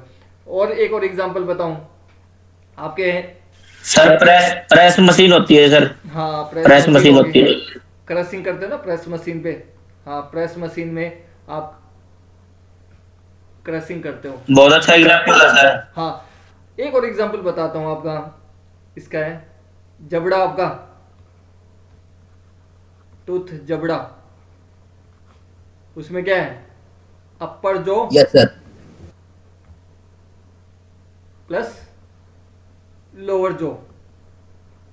आपने कभी देखा है, कभी खाना खाते हो तो अपर जो आपका क्या होता है, ये फिक्स होता है, टेबल होता है sir. As a yes sir, fix होता है। सपोर्ट की तरह काम करता है, और है वॉल की तरह काम करता है। और लोअर जो क्या है, ये मूवेबल होता है, ये मूवमेंट करती है सर ये। मूवेबल है, इसका मूवमेंट होगा। और इन दोनों के बीच में जो भी फूड मटेरियल होगा वो क्या होगा, आपका क्रश हो जाएगा। तो क्रश को समझने के लिए आपको ये समझना पड़ेगा कि एक एंड पे आप कंप्रेसिव फोर्स लगाओगे, दूसरे एंड पे आपको क्या है, दूसरे एंड को सपोर्ट करना पड़ेगा। जब भी आप एक एंड पे जो कंप्रेसिव फोर्स लगाओगे उसकी वजह से क्या है, कंप्रेशन हो सकती है, और ये कंप्रेशन की वजह से क्या होगी, आपकी क्रशिंग हो जाएगा मटेरियल, अगर सस्टेन नहीं कर सकता तो एक्सटर्नल कंप्रेसिव फोर्स को। ठीक है, किसी को कुछ पूछना है? सर कंप्रेशन में तो सर पूरी जो एरिया है उस पर पूरा एरिया पे लगता है सर। और क्रशिंग में जैसे आपने टीथ का ये बताया सर कि कंप्रेशन और उसमें क्रशिंग का पर्टिकुलर पॉइंट पे लगेगा। मैं बता रहा हूँ, डोंट वरी। कंप्रेशन और क्रशिंग में इतना ही फर्क है। कंप्रेशन में क्या, तो दोनों एंड से ही कंप्रेस करना पड़ेगा हमें। हालांकि जो सपोर्ट है वो भी तो कंप्रेस ही करने की कोशिश कर रहा है, उसकी अब जो सपोर्ट है वो वाल की तरह काम कर रहा है। जैसे मैंने आपको दिखाई है, दीवार है, दीवार में बॉल को आप कंप्रेस करोगे तो उसकी शेप चेंज हो रही है, रिडक्शन हो रही है। तो जो रिडक्शन होके जो शेप मिल रही है वो क्या, आपकी क्रशिंग शेप है। क्रशिंग के बाद जो आपको शेप मिल रही है, समझ में? और कहने का मतलब एक एंड आपको क्या सपोर्ट करना पड़ेगा, जब भी दूसरे एंड से आपको कंप्रेसिव फोर्स लगाओगे तो क्रशिंग हो जाएगा, अगर मटेरियल सस्टेन नहीं कर पा रहा उस एक्सटर्नल फोर्स को। समझ में आई बात? आप जैसे खाना खा रहे हो, आपका अपर जो तो फिक्स रहेगा, लोअर जो ही तो मूव कर रहा है, तो बीच में क्या है, अपर और लोअर जो के बीच में क्या है, फूड मटेरियल आएगा, तो वो क्या होगा, क्रश ही तो होगा। अगर फूड की इतनी टेंडेंसी है, मान लो आप फूड की जगह लोहे को चबाओ, क्रश कर पाओगे उसको? No sir, due to its दांत ही टूट जाएंगे sir. Strength, due to its material strength.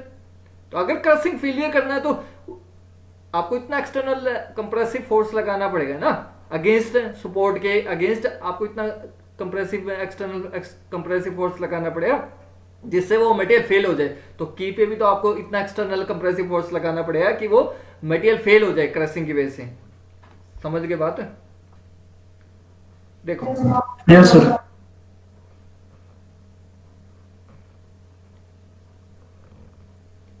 ये हो गया अपर पोर्शन, ये लोअर पोर्शन, और ये अपर पोर्शन।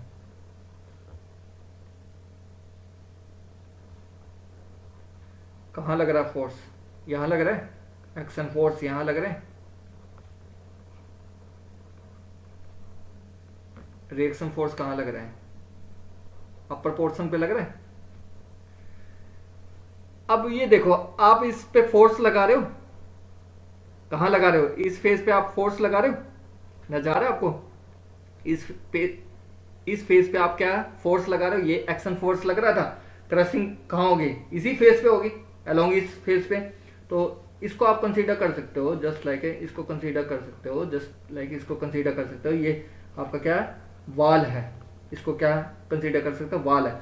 और कंप्रेसिव फोर्स लगा रहे हो इस मटेरियल को पे, आप कंप्रेसिव फोर्स लगा रहे हो, तो ये आपकी वाल है, अगेंस्ट वाल लगा रहे हो, तो ये क्या होगा, फेलियर होगा, तो इसी के अलोंग होगा। तो आपका क्रशिंग एरिया कौन सा होगा इसमें, वो बना देता हूं मैं आपको।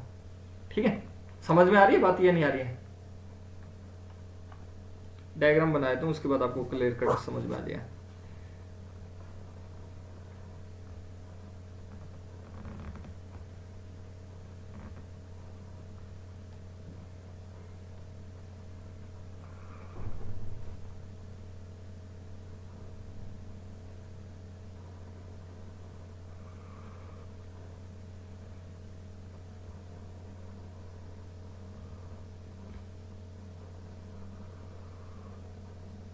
ठीक है, ये मटेरियल हो गया आपका। क्या ये था पोर्शन, फोर्स कहाँ लग रहा था, यहां लग रहा था फोर्स, कहाँ लग रहा था फोर्स, यहां लग रहा था। क्रशिंग कहाँ होगी, क्रशिंग कहाँ होगी,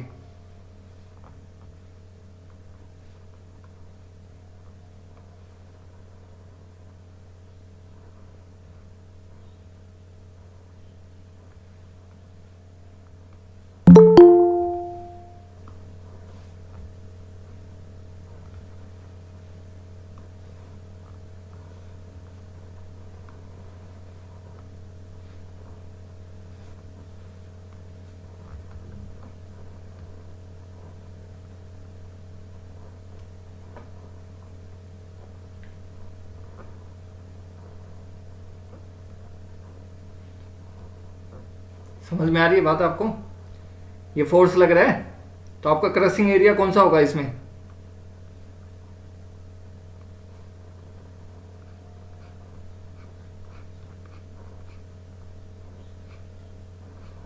यही तो होगा क्रशिंग एरिया, होगा नहीं होगा? देखो समझने की कोशिश करो। जैसे आपने एक्शन फोर्स लगाया, तो मैंने बताया ना, ये वाला इस वाले पोर्शन को आप कंसीडर करो जैसे जस्ट लाइक है वाल है कंसीडर। जब आप इसको क्रश करोगे तो क्रश कैसे होगा? इसी के अलोंग तो होगा, इसी के अलोंग क्रश होता हुआ जाएगा, यस और नो? तो आपका जो क्रशिंग एरिया कौन सा होगा? यही तो होगा, इसी के अगेंस्ट, इस वाल के अगेंस्ट ही तो आपका क्रशिंग होगा, जो मैंने आपको ये दिखाया है। तो हमेशा याद रखना, यस सर। क्रशिंग फोर्स क्या है? That is normal force. Crushing force क्या है? नॉर्मल फोर्स है। तो मैंने Normal दिखा रखा force। ना, ये नॉर्मल फोर्स दिखा रखा है, तो यही तो क्रशिंग एरिया होगा। अब मैं आपसे पूछूं, क्रशिंग एरिया कौन सा होगा? एरिया कौन सा होगा क्रशिंग एरिया? क्रशिंग एरिया पूछूं, AC विद क्रशिंग एरिया, तो क्रशिंग एरिया कौन सा होगा? कोई बताएगा मुझे? L into T/2। T/2। बहुत बढ़िया। Thank you sir. आपको समझ में आ रही है ना बात? ये या ऐसा तो नहीं है ये, चलो मैंने आ रही है कर दिया सर। ये कंसेप्ट आपको क्लियर हुआ या नहीं हुआ? कि जैसे मैं यहाँ एक्शन फोर्स लगा रहा हूँ, ये एक्शन फोर्स कहाँ से मिल रहा है आपको?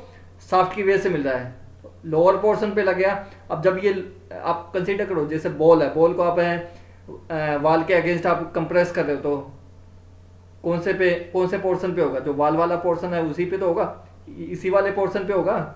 जो ये नजर दिखा रहा हूँ मैं, इस साइड वाला पोर्शन है, लोअर हाफ वाले पोर्शन पे तो होगा। कर्सर घुमाना सर आप कई बार। हाँ, ये जैसे आप इस वाले पे मैं लगा रहा हूँ, मान लो नॉर्मल फोर्स लग रहा है आपका, इस वाले लोअर पोर्शन पे लग रहा है। क्रशिंग होगा तो ऐसे ही तो होगा इसके अलोंग।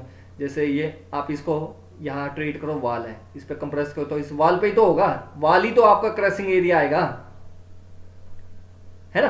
तो मैंने उस साइड वाला पोर्शन ना दिखा के इस साइड वाला दिखाया है। क्यों?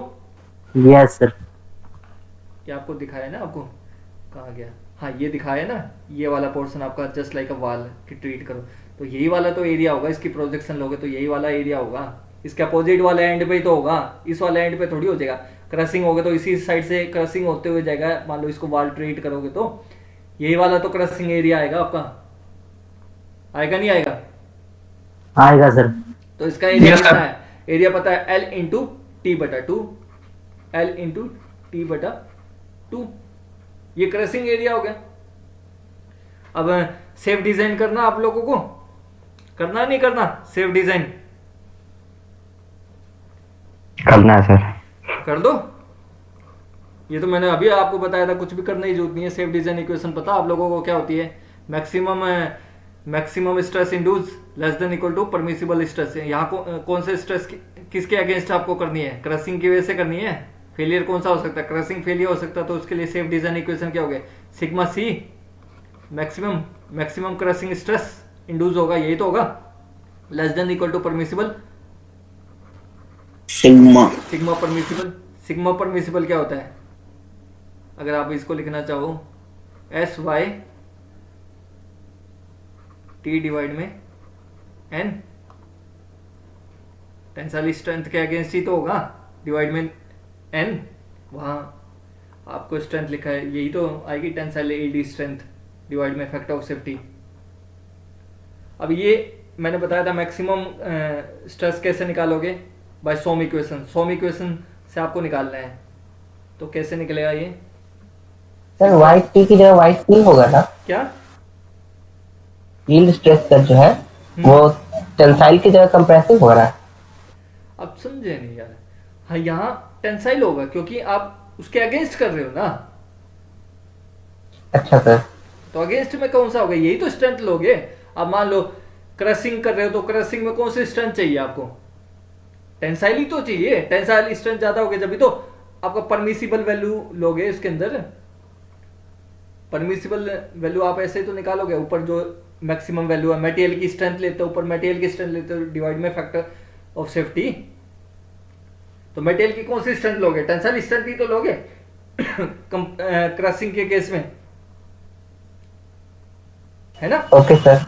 अब ये मैक्सिमम स्ट्रेस कैसे निकालोगे, सोम इक्वेशन से निकालोगे तो क्या होता है फार्मूला आपका, फोर्स डिवाइड में क्रशिंग एरिया, होगा नहीं होगा, वहां मैंने अलग निकाल के दिखाया, यहाँ यही निकाल के दिखा रहा हूँ, फोर्स डिवाइड में एसी, तो फोर्स डिवाइड में एसी की वैल्यू कितनी होती है, एल इंटू टी डिवाइड में 2 less than equal to sigma permissible. अब मुझे ये बताओ फोर्स की वैल्यू कहाँ से, ये क्रशिंग फोर्स कहाँ से लग रहा है आपको, ये क्रशिंग फोर्स कहाँ से लग रहा है, that be the crushing force कहाँ से लग रहा है आपका, टॉर्क की वजह से लग रहा है एफ सी इंटू डी बटा 2, लग रहा है नहीं लग रहा, एफ सी की वैल्यू Yes, निकालोगे sir. तो कितना होगा 2t डिवाइड में डी, तो कितना हो गया 4t डिवाइड में D into L into T less than equal to sigma permissible. समझ में, मैक्सिमम टॉर्क आपको निकालना है, कितना मैक्सिमम टॉर्क हम ट्रांसमिट करें जिससे आपका क्रशिंग फेलियर ना हो, तो कितना होगा, टी मैक्सिमम की वैल्यू निकालोगे तो कितना होगा, sigma permissible into D into L into T divide में 4।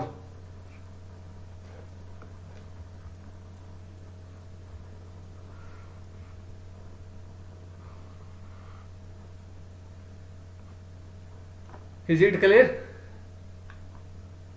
Yes sir, sort of.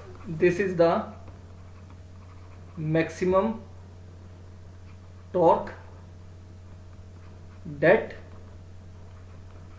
system can sustain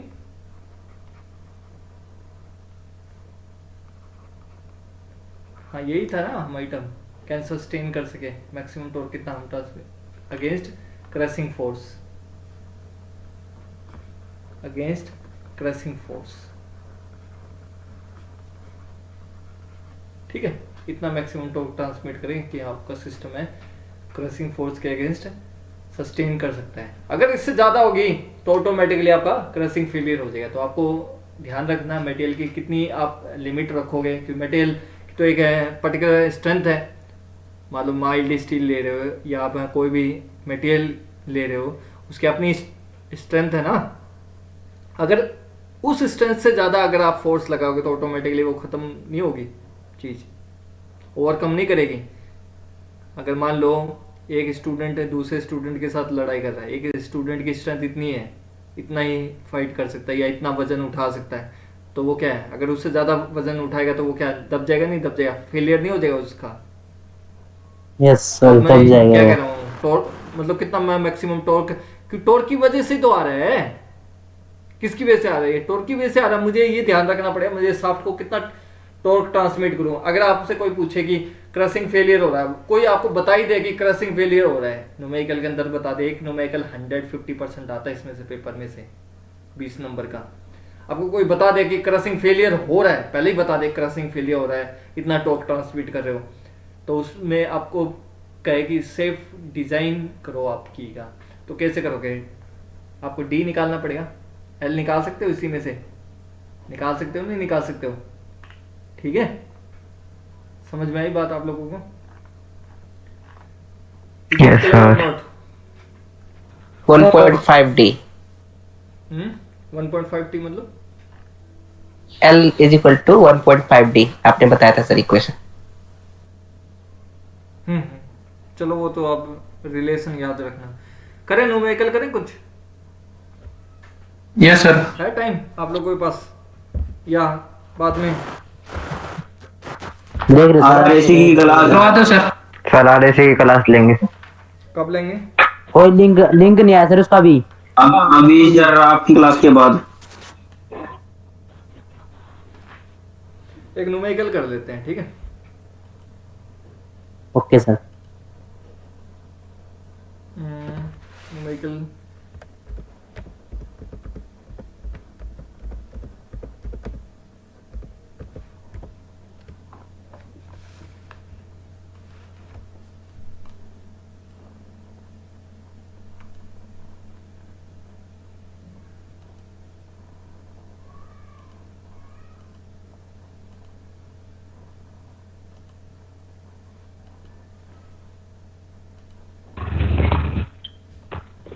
ठीक है।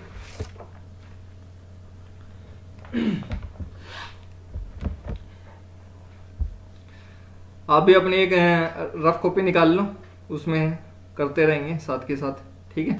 निकाल रखिए सर पहले की। प्रॉब्लम नंबर 1, ठीक है। डिजाइन रेक्टेंगुलर की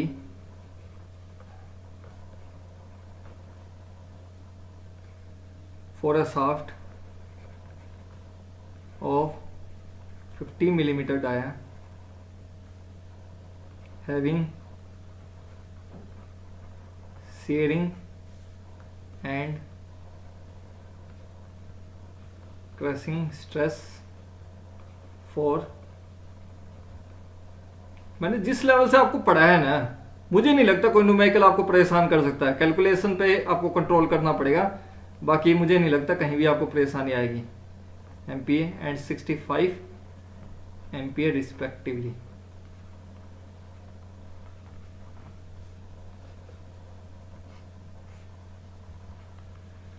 ये न्यूमेरिकल दिया आपको, 20 नंबर में आ गया। ये न्यूमेरिकल कैसे करोगे इसको? अब आपको क्या बोला है, एक रेक्टेंगुलर की को डिजाइन करके दो, किसके लिए? किसके लिए? शाफ्ट के लिए, जिसका डायमीटर कितना। सबसे पहले प्रॉब्लम को अटैक करना, क्या करना हमें। अब क्योंकि मैं पहली प्रॉब्लम करवा रहा हूं आपको इसकी चैप्टर की, तो आपको पता होना चाहिए प्रॉब्लम को अटैक करने के लिए सबसे पहले क्या लिखोगे आप, गिवन डाटा। ऐसे ही आपको पेपर के अंदर करना, जब भी आपको पूरे मार्क्स मिलेंगे, नहीं तो एक नंबर काट ही लेते हैं इसके अंदर। डायमीटर शाफ्ट, ऊपर हेडिंग लिखो शाफ्ट। शाफ्ट का डायमीटर कितना दिया है, 50। वेट, डायमीटर कितना दिया, 50 मिलीमीटर। अब आपको फैसला करना है कि यूनिट बड़ी इंपॉर्टेंट है, मतलब फैसला आपको स्टार्टिंग में ही करना है कि आपको किस डायमेंशन के अंदर काम करना है पूरे। जैसे आप करते हो ना ऑटो कैड में, इस डायमेंशन के अंदर मैं काम करूंगा, या आप ड्राइंग में काम करते हो, इस डायमेंशन के अंदर मुझे काम करना है। तो इसके अंदर भी आपको, न्यूमेरिकल के अंदर भी आपको काम करना है। एक पर्टिकुलर डायमेंशन चूज कर लो, उसी डायमेंशन के अंदर मैं हर चीज कैलकुलेट करूंगा। तो हमेशा कोशिश करो आप मिलीमीटर में ही निकालो, क्योंकि ड्राइंग में जब भी आप करते हो तो मिलीमीटर आपकी स्टैंडर्ड डायमेंशन होती है ना। तो आप इसमें भी क्या करोगे, मिलीमीटर के अंदर आप हर चीज को डिफाइन करोगे। अगर नहीं दी हुई उसको डिफाइन करो, उसके अंदर कन्वर्ट करो और उसी के अंदर लेके आओ। समझ में आई बात आप लोगों को? ठीक है, यस सर। ये डायमीटर दे दिया आपको, और क्या दिया है, शेयरिंग क्रशिंग दोनों दे दिया आपको, वो भी लिख देता हूं। मटेरियल की, इसमें आपको मटेरियल है की का, उसका दे दिया सिग्मा। क्रशिंग के लिए सिग्मा सी यूज कर रहा हूं, याद रखना हमेशा। सिंबल आपके अपने सिंबल बना दो, और इसके बारे में बता जरूर दो सिग्मा सी क्या है, क्रशिंग स्ट्रेस है, ये बता दो। उसके बाद क्रशिंग स्ट्रेस कितना है, 65 मेगा पास्कल।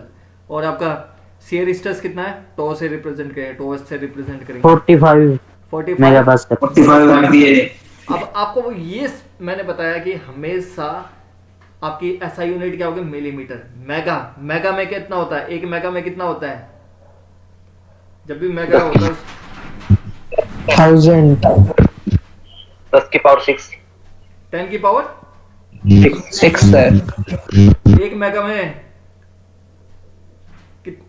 10 की पावर 3 सर। 10 की पावर 3 थोड़ी होता है, या 6 होता है। 6 तो सर 6 हम्म 6 होता सर, 10 की पावर 6 6 होता सर। 10 की पावर 6 होता है ना। अब ये देखो, यस सर। एक मेगा पास्कल में कितने पास्कल होंगे, पास्कल मतलब न्यूटन पर मीटर स्क्वायर। Yes sir. मैं एक बार बता देता हूँ आपको, यहाँ रफ वर्क कर लेता हूँ मैं, आप ऐसे ही मीटर को एमएम में चेंज कर लेंगे। हाँ, ये आपका रफ वर्क कर लिया। एक मेगा में कितना होता है, ये 10 की पावर 6 होता है। और एक पास्कल में कितना होता है, 1 न्यूटन पर मीटर स्क्वायर। ठीक है, आपने क्या किया, 10 की पावर, बड़े को छोटे में कन्वर्ट करोगे तो किससे मल्टीप्लाई करोगे, किस फैक्टर से मल्टीप्लाई करोगे, 10 की पावर 6 करोगे मल्टीप्लाई में। ये किस में आ गया, मीटर स्क्वायर में आ गया। एक मेगा पास्कल में कितना आ गया, 10 की पावर 6 न्यूटन पर मीटर स्क्वायर। लेकिन हमें किस में चाहिए, मिलीमीटर में चाहिए, न्यूटन पर मीटर स्क्वायर। मीटर स्क्वायर क्या है, नीचे है, बड़ी बड़ी यूनिट को छोटी में करोगे तो क्या करते हो आप? डिवाइड करवा देंगे सर इसको। डिवाइड करते हो, किससे मल्टीप्लाई करोगे? एक मीटर में अब ये देखो ना, 1 मीटर में कितने मिलीमीटर होते हैं? 10 की पावर 3। 1 मीटर में कितने मिलीमीटर होते हैं? 10 की पावर -3 होते नहीं होते? Yes sir. अब नीचे मीटर स्क्वायर है, इसका स्क्वायर और कर दो, कितना हो गया? -6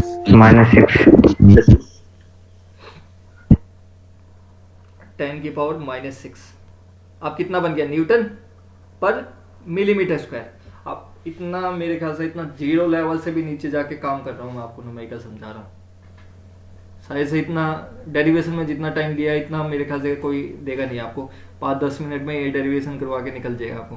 कहाँ कौन सा प्लेन है, शेयरिंग प्लेन नहीं है, आपको एरिया ही नहीं पता चलेगा कौन सा शेयरिंग एरिया है। जब आपको एरिया ही नहीं पता चलेगा तो आप न्यूमेरिकल कैसे परफॉर्म करोगे? समझ में आया? ठीक है।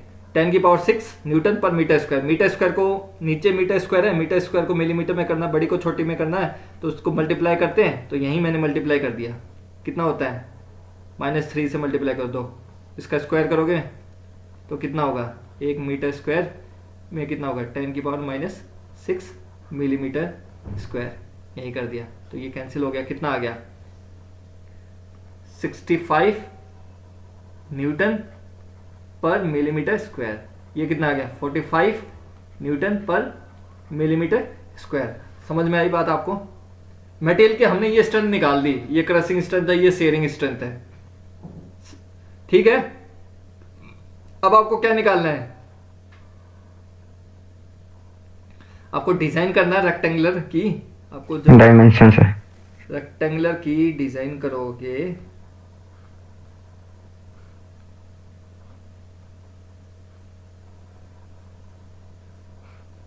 तो आपको क्या चाहिए? एल चाहिए, डब्ल्यू चाहिए, टी चाहिए।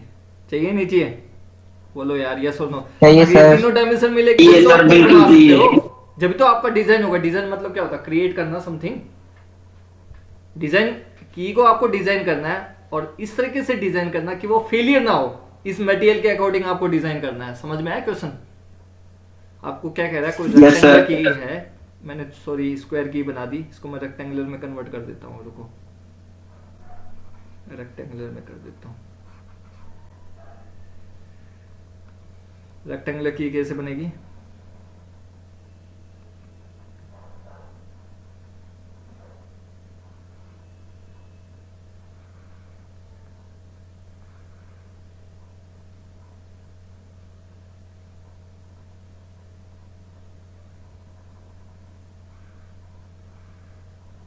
ये बन गया आपकी रेक्टेंगुलर की। ठीक है। ये आपने क्या माना है? एल माना है। ये क्या माना आपने? डब्ल्यू। ये क्या माना है? टी। तीनों डायमेंशन चाहिए। अब आप याद करो, मैंने आपको जब रेक्टेंगुलर की बताया था, फॉर रेक्टेंगुलर की, रेक्टेंगुलर की, यार ये क्यों ऐसा हो रहा है? जब मैंने आपको रेक्टेंगुलर की आपको करवाया था उसके लिए मैंने कुछ रिलेशन बताए थे। क्या रिलेशन थे? जो विड्थ है, L is equal to 1.5 width D of की, विड्थ ऑफ की क्या ले रहे हैं हम? W D/4 D/4। तो D कितना आपका है? 50 डिवाइड में 4। 50 बताओ कैलकुलेशन कितनी आई है? 12.5 सर। 12.5 मिलीमीटर। क्लियर? ये आपकी विड्थ आ 16 गई। में भी लिख सकते हैं सर। अरे मैंने बताया अभी 16 mm लिखना है। तुम बुक में देख रहे हो तो सीधा 16 mm लिख दे। मैंने कहा कहीं 16 mm लिखने के लिए? जो हमारा रिजल्ट आया वही लिख रहा हूँ मैं, विड्थ ऑफ की। उसके बाद क्या है? थिकनेस। अगर मान लो ये तो आपने बुक में देख लिया, एग्जाम में आ गया, फिर क्या करोगे? 12 को 16 बनाओगे, 16 को वो बनाओगे, ऐसे करोगे क्या? 16। थिकनेस ऑफ की कितनी है? D/6 6 sir. D डिवाइड में 6 कितना आ गया आपका? 50 डिवाइड में 6 कितना हो गया? 8.33 मिलीमीटर। ये आपको समझ में आ रही है बात? 8.3 मिलीमीटर। ये दो आ गया। अब बच गए कौन सी? विड्थ आ गया नंबर 1, विड्थ आ गया नंबर 2, थिकनेस आ गया नंबर 3, L। क्लियर? L हम निकालेंगे कैसे? बाय कंसीडरिंग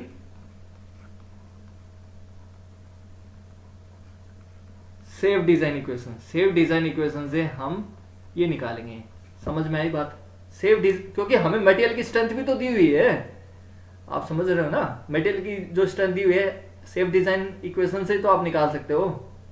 डायमेंशन मैंने अभी आपको समझाया था, उसमें बताया था अगर मैक्सिमम टॉर्क निकालना है या कोई डायमेंशन निकालना है तो कैसे निकालोगे, सेफ डिजाइन इक्वेशन से निकालोगे। तो सेफ डिजाइन इक्वेशन क्या थी आपकी? Safe design equation for sharing. आप चाहो तो यहां भी डिराइव कर सकते हो, मर्जी है आपकी। समझ में आई बात आपको? मर्जी है, मैं चाहे तो रिजल्ट लिख सकता हूं, मैं चाहे तो कंप्लीट जैसे मैंने उसमें डिराइव किया फार्मूला तो मैं यहां से भी डिराइव कर सकता हूं जो मुझे चाहिए इसके अंदर। पहले तो मुझे क्या निकालना है? मैक्सिमम टॉर्क निकालना है। निकालना है नहीं निकालना है? तो मैक्सिमम टॉर्क की वैल्यू कितनी थी? टी मैक्सिमम की वैल्यू कितनी थी? Maximum stress less than equal to permissible. मैं दिखा देता हूं आपको क्योंकि आप ये थी tau permissible D into L W divide में 2, तो कितना होगा? Tau permissible D into L into W divide में 2, यही है। एक बार देख लो, ठीक है? समझ गए? यह आ गया अभी हाँ सर। Maximum torque. तो आपको मैक्सिमम टॉर्क निकालना पड़ेगा ना, क्यों? आपको मैक्सिमम टॉर्क निकल जाए फिर तो बात बन जाएगी आपकी। बन जाएगी नहीं बन जाएगी बात आपकी? एल निकाल सकते हो नहीं निकाल? बिल्कुल सर। एल आपको डी दिया हुआ, डी कितना दिया हुआ है? 50 मिलीमीटर। डब्ल्यू कितना है? 12.5। थोड़ा सा ज़्यादा ले सकते हो, मतलब कोई उसमें भी गलती नहीं होगी। अगर एग्जैक्ट लोगे वो भी कोई प्रॉब्लम नहीं है, यही बताना चाह रहा हूँ मैं। एग्जैक्ट लोगे भी कोई प्रॉब्लम नहीं है, ठीक है? क्योंकि हमें एक उसमें लेना पड़ता है इवन नंबर में, क्लियर? क्योंकि स्टैंडर्ड साइज कभी 12.5 मिलीमीटर का मिलता नहीं है, इसलिए आपको क्या है बुक के अंदर आपको दिखाया होगा 16 mm कर दिया इसका स्टैंडर्ड साइज होता है। क्योंकि आपको क्या पता स्टैंडर्ड साइज कितना होता है, आप एज इट इज रखो। समझ में है? 12.5। अब टॉप परमिसिबल कितना दिया हुआ है? बोलो यार, मटेरियल की कितना है स्ट्रेंथ? कितनी दी हुई है मटेरियल की? 45। अब ये निकालना है, ये नहीं पता। ये पता चल जाए तो एल निकल सकता है? बोलो यार, निकल सकता है क्या एल? आवाज नहीं आ रही किसी भी बच्चे की।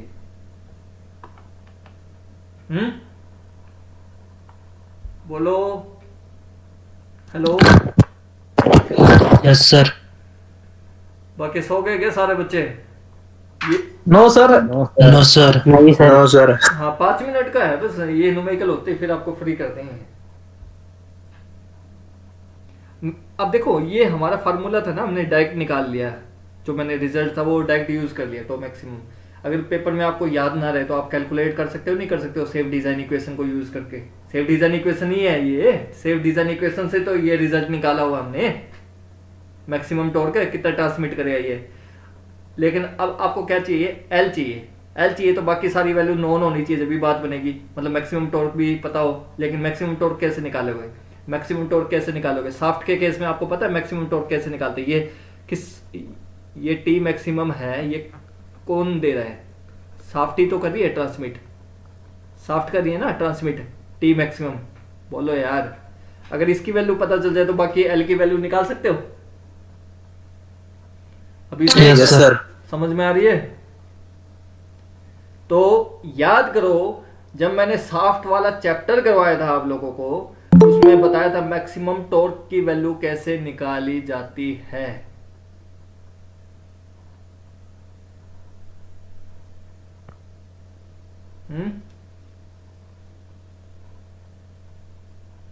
टॉर्जन इक्वेशन से सर।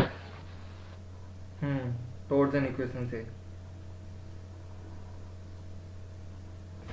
तो कितना होगा? टॉर्जन इक्वेशन क्या थी? टी बटे में जे उस इक्वल टू टो बटे में डी बटा 2 जी थीटा बटे में एल, ये थी। इन दोनों को ले लो तो मैक्सिमम ये मैक्सिमम वैल्यू थी, ये मैक्सिमम वैल्यू थी, मैंने बताया था आपको, याद हो। पाई बटा 16 D cube into tau maximum, बताया था नहीं बताया था?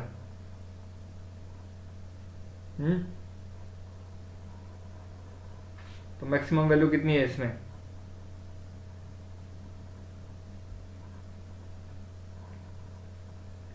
मैक्सिमम वैल्यू कितनी है स्ट्रेंथ की? मटेरियल की स्ट्रेंथ कितनी है? मैक्सिमम वैल्यू शियर के अगेंस्ट 45 है, मतलब क्या है, हैविंग शियर और क्रशिंग स्ट्रेस फॉर की मटेरियल 45, इतना स्ट्रेस है। तो इसको आप 45 ले सकते हो क्या मैक्सिमम स्ट्रेस? तो कितना हो गया? पाई बटे में 16 इंटू डी 50 क्यूब इंटू कितना हो गया 45। कैलकुलेट करके बताओ कितनी आई है वैल्यू मीटर में? 1.1 इंटू 10 की पावर 6 न्यूटन मिलीमीटर। ये आ गई मैक्सिमम टॉर्क की वैल्यू। टी मैक्सिमम की वैल्यू आ गई आपकी। अब इस वैल्यू को आप इसमें पुट कर सकते हो, यहाँ पे दूसरा तरीका है, मतलब टॉप परमिसिबल सॉरी दी ये आपको दिया हुआ नहीं है, तो आप इस इक्वेशन को यूज ना करके इस टो मैक्सिमम की वैल्यू लिख सकते हो। बात तो वही बनेगी यार, सही है, ये कुछ गलत नहीं है। टो परमिसिबल कितना लोगे फिर? टो मैक्सिमम ये हो गया, टो मैक्सिमम की वैल्यू आपने ये रख दी। टो परमिसिबल की कितनी लोगे? 45 ही लोगे, 45 ही तो लोगे। परमिसिबल भी मैक्सिमम भी हम चाह कह रहे हैं, परमिसिबल तो क्या होता है हमारा? परमिसिबल तो फैक्टर ऑफ सेफ्टी को कंसीडर करके लेते हैं ना, समझ में आ रही है बात? टो परमिसिबल कब लेते हैं? फैक्टर ऑफ सेफ्टी को कंसीडर करके। लेकिन मैं यहाँ मान रहा हूँ कि टो परमिसिबल में मैक्सिमम शियर स्ट्रेस के बराबर मान रहा हूँ, तो आप यहाँ पुट कर सकते हो। टी मैक्सिमम की वैल्यू कितनी है? 1.1 इंटू 10 की power 6 newton millimetre less than equal to permissible. तो परमिसिबल कितनी होगी? 45 ही ले लो। डी इंटू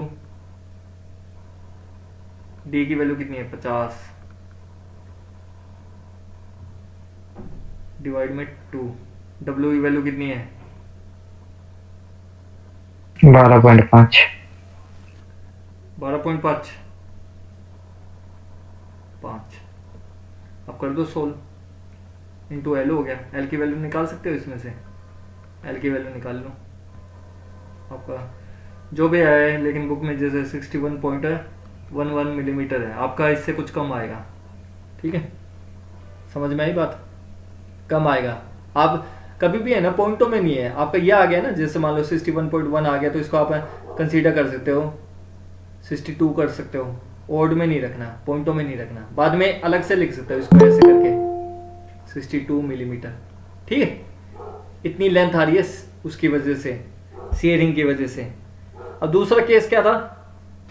दूसरा केस क्या था? क्रशिंग। प्राइमरी तो ये हो गया, दूसरा क्या है? Crushing failure. क्रशिंग फेलियर का फार्मूला क्या है? T maximum less than equal to tau permissible into क्या था? बोलो यार। L इंटू T/2 इंटू क्या था यार? D/2। हाँ आप बता दो, मैं देखूंगा फिर।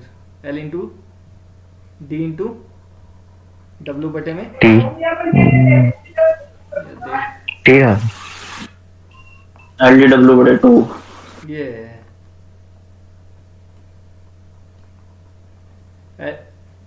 बटे में 4।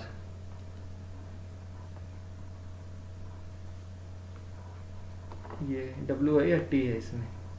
T है सर।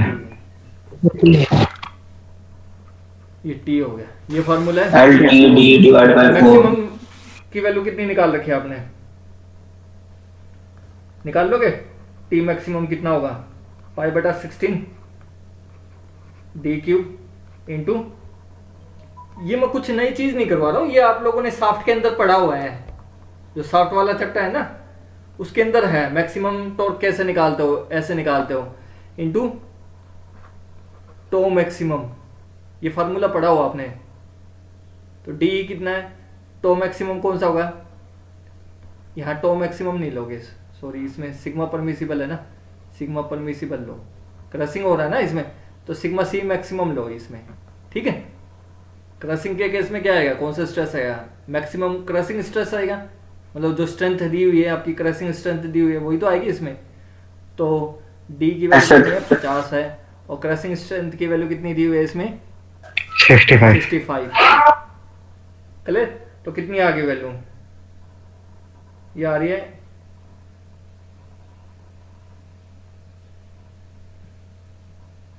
निकाल के बता दो मुझे कितनी आई है इसमें।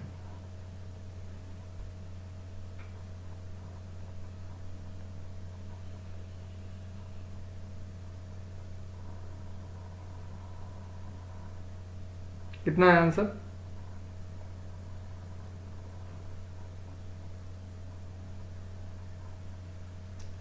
बताओ, फार्मूले से बताओ कितने आए हैं।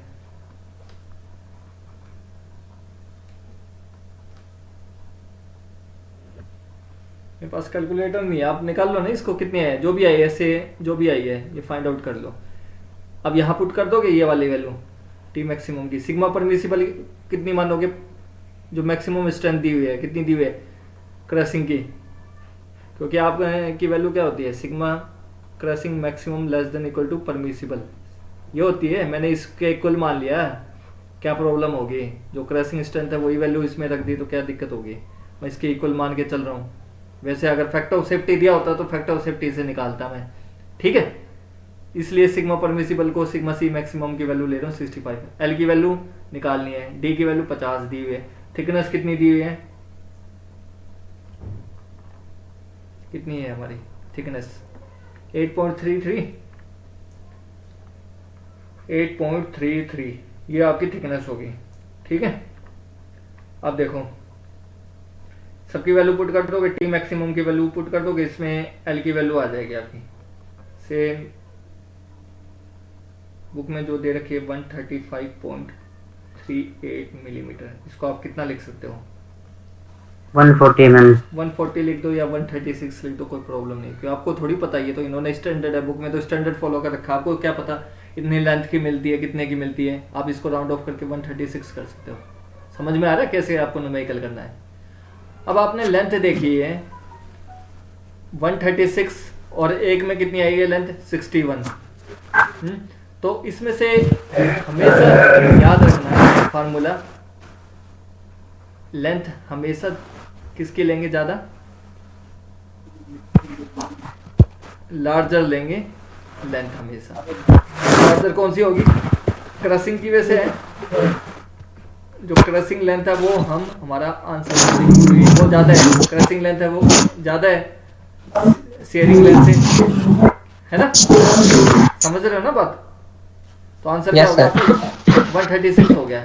तो मैं कंसीडर कर रहा हूँ क्रशिंग फेलियर हो रहा है, ना कि शेयरिंग फेलियर हो रहा है। अगर शेयरिंग फेलियर होता तो लेंथ किसकी ज्यादा होती, इसकी ज्यादा होती, तो फेलियर किसका है, मैं इसका ले रहा हूँ, समझ में है। हमेशा याद रखना लेंथ ऑफ की कौन सा लोगे, आपको हमेशा वो लेने हैं ना जो साइज ज्यादा आएगा। आप जब भी डिजाइन करोगे जिसका साइज ज्यादा आएगा वही तो ज्यादा सुटेबल होगा आपके लिए, कि मतलब लेंथ छोटी होगी तो ऑटोमेटिकली स्ट्रेंथ भी कम होगी, डायमेंशन बढ़ेगी। तो आप एक फार्मूला समझो, अगर डायमेंशन इंक्रीज होगी तो क्या होगा, आपका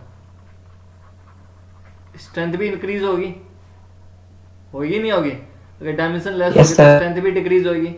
तो हमारे पास एक तो शेयरिंग की लेंथ थी 62 mm और इसकी 136 मिलीमीटर है, तो किसकी लेंथ ज्यादा है, क्रशिंग वाले की लेंथ ज्यादा है ना, तो मतलब इसकी लेंथ ज्यादा तो इसकी स्ट्रेंथ ज्यादा होगी। तो हमें कौन सा सुटेबल रहेगा, हमें डिजाइन किसके अगेंस्ट करना, क्रशिंग वाले, तो लेंथ कौन सी लोगे आप? क्रशिंग लेंथ लो, क्योंकि आप तो मैक्सिमम देख के चलोगे ना। मतलब आप तो ये देखो भाई, हो सकता है शेयरिंग फेलियर हो या क्रशिंग फेलियर हो, दोनों चीज हो सकती है ना, शेयरिंग भी हो सकती है, क्रशिंग भी हो सकती है। अगर मैक्सिमम वाली ले लोगे तो क्रशिंग को भी तो कवर अप कर रहा है ये, समझ में आ रही है? क्रशिंग को भी तो कवर अप कर रहा है, मतलब आपने क्रशिंग के अगेंस्ट भी तो डिजाइन कर दिया। आंसर आपने 136 क्यों लिया है? 136 मिलीमीटर आंसर क्यों लिया है? क्योंकि हमने मैक्सिमम को देखते हुए लेना है। मैक्सिमम को देखते हुए देखोगे तो क्रशिंग में 136 मिलीमीटर तक सेफ है, समझ में? तो आप कौन सा लोगे? मैक्सिमम वाला ही तो लोगे। मैक्सिमम को देखते हुए लेना ना आपको, दोनों में देखना है। हो सकता है भाई शेयरिंग की वजह से फेलियर हो, अगर मैक्सिमम ले लोगे तो जो कम है 62 मिलीमीटर है, ऑटोमेटिकली उसमें तो सेफ हो ही जाएगा शेयरिंग। तो इस आपने क्रशिंग को भी देख लिया, शेयरिंग को भी देख लिया, तो डिजाइन में क्या हो गया आपका आंसर? ये 136 मिलीमीटर है। तो आप लिख लो एक आंसर, हमेशा लेंथ लार्जर लेंगे against crushing as well as shearing. Shearing और क्रशिंग में जो लेंथ मैक्सिमम आएगी उसी को लेंगे डिजाइन के अंदर, क्योंकि दोनों को देखना है हमें, शेयरिंग भी देखना है और क्रशिंग भी देखना है। फेलियर तो दोनों के किसी की वजह से भी हो सकता है। अगर मैक्सिमम ले लोगे तो ऑटोमेटिकली जो स्मॉलर होगी उससे तो बच ही जाएगा ना, समझ रहे हो ना बात? Yes sir. ठीक है, तो ये एक न्यूमेरिकल है, बाकी न्यूमेरिकल आप प्रैक्टिस कर लेना। बाकी में जैसे फैक्टर ऑफ सेफ्टी दे रखा है, तो फैक्टर ऑफ सेफ्टी दे रखा है तो परमिसिबल, जो हमने यहाँ वैल्यू परमिसिबल की वैल्यू ली है ना, इसकी जगह क्या रख दोगे? फैक्टर ऑफ सेफ्टी में जो स्ट्रेंथ दे रखी है बटे में फैक्टर ऑफ सेफ्टी, ऐसे ही कैलकुलेट करते हो। क्लियर? यील्ड टेंसाइल स्ट्रेंथ दे रखी होगी, sigma y t yield strength दी होगी, बटे में फैक्टर ऑफ सेफ्टी ले लो। कर लोगे नहीं कर लोगे न्यूमेरिकल? क्या करवाएं?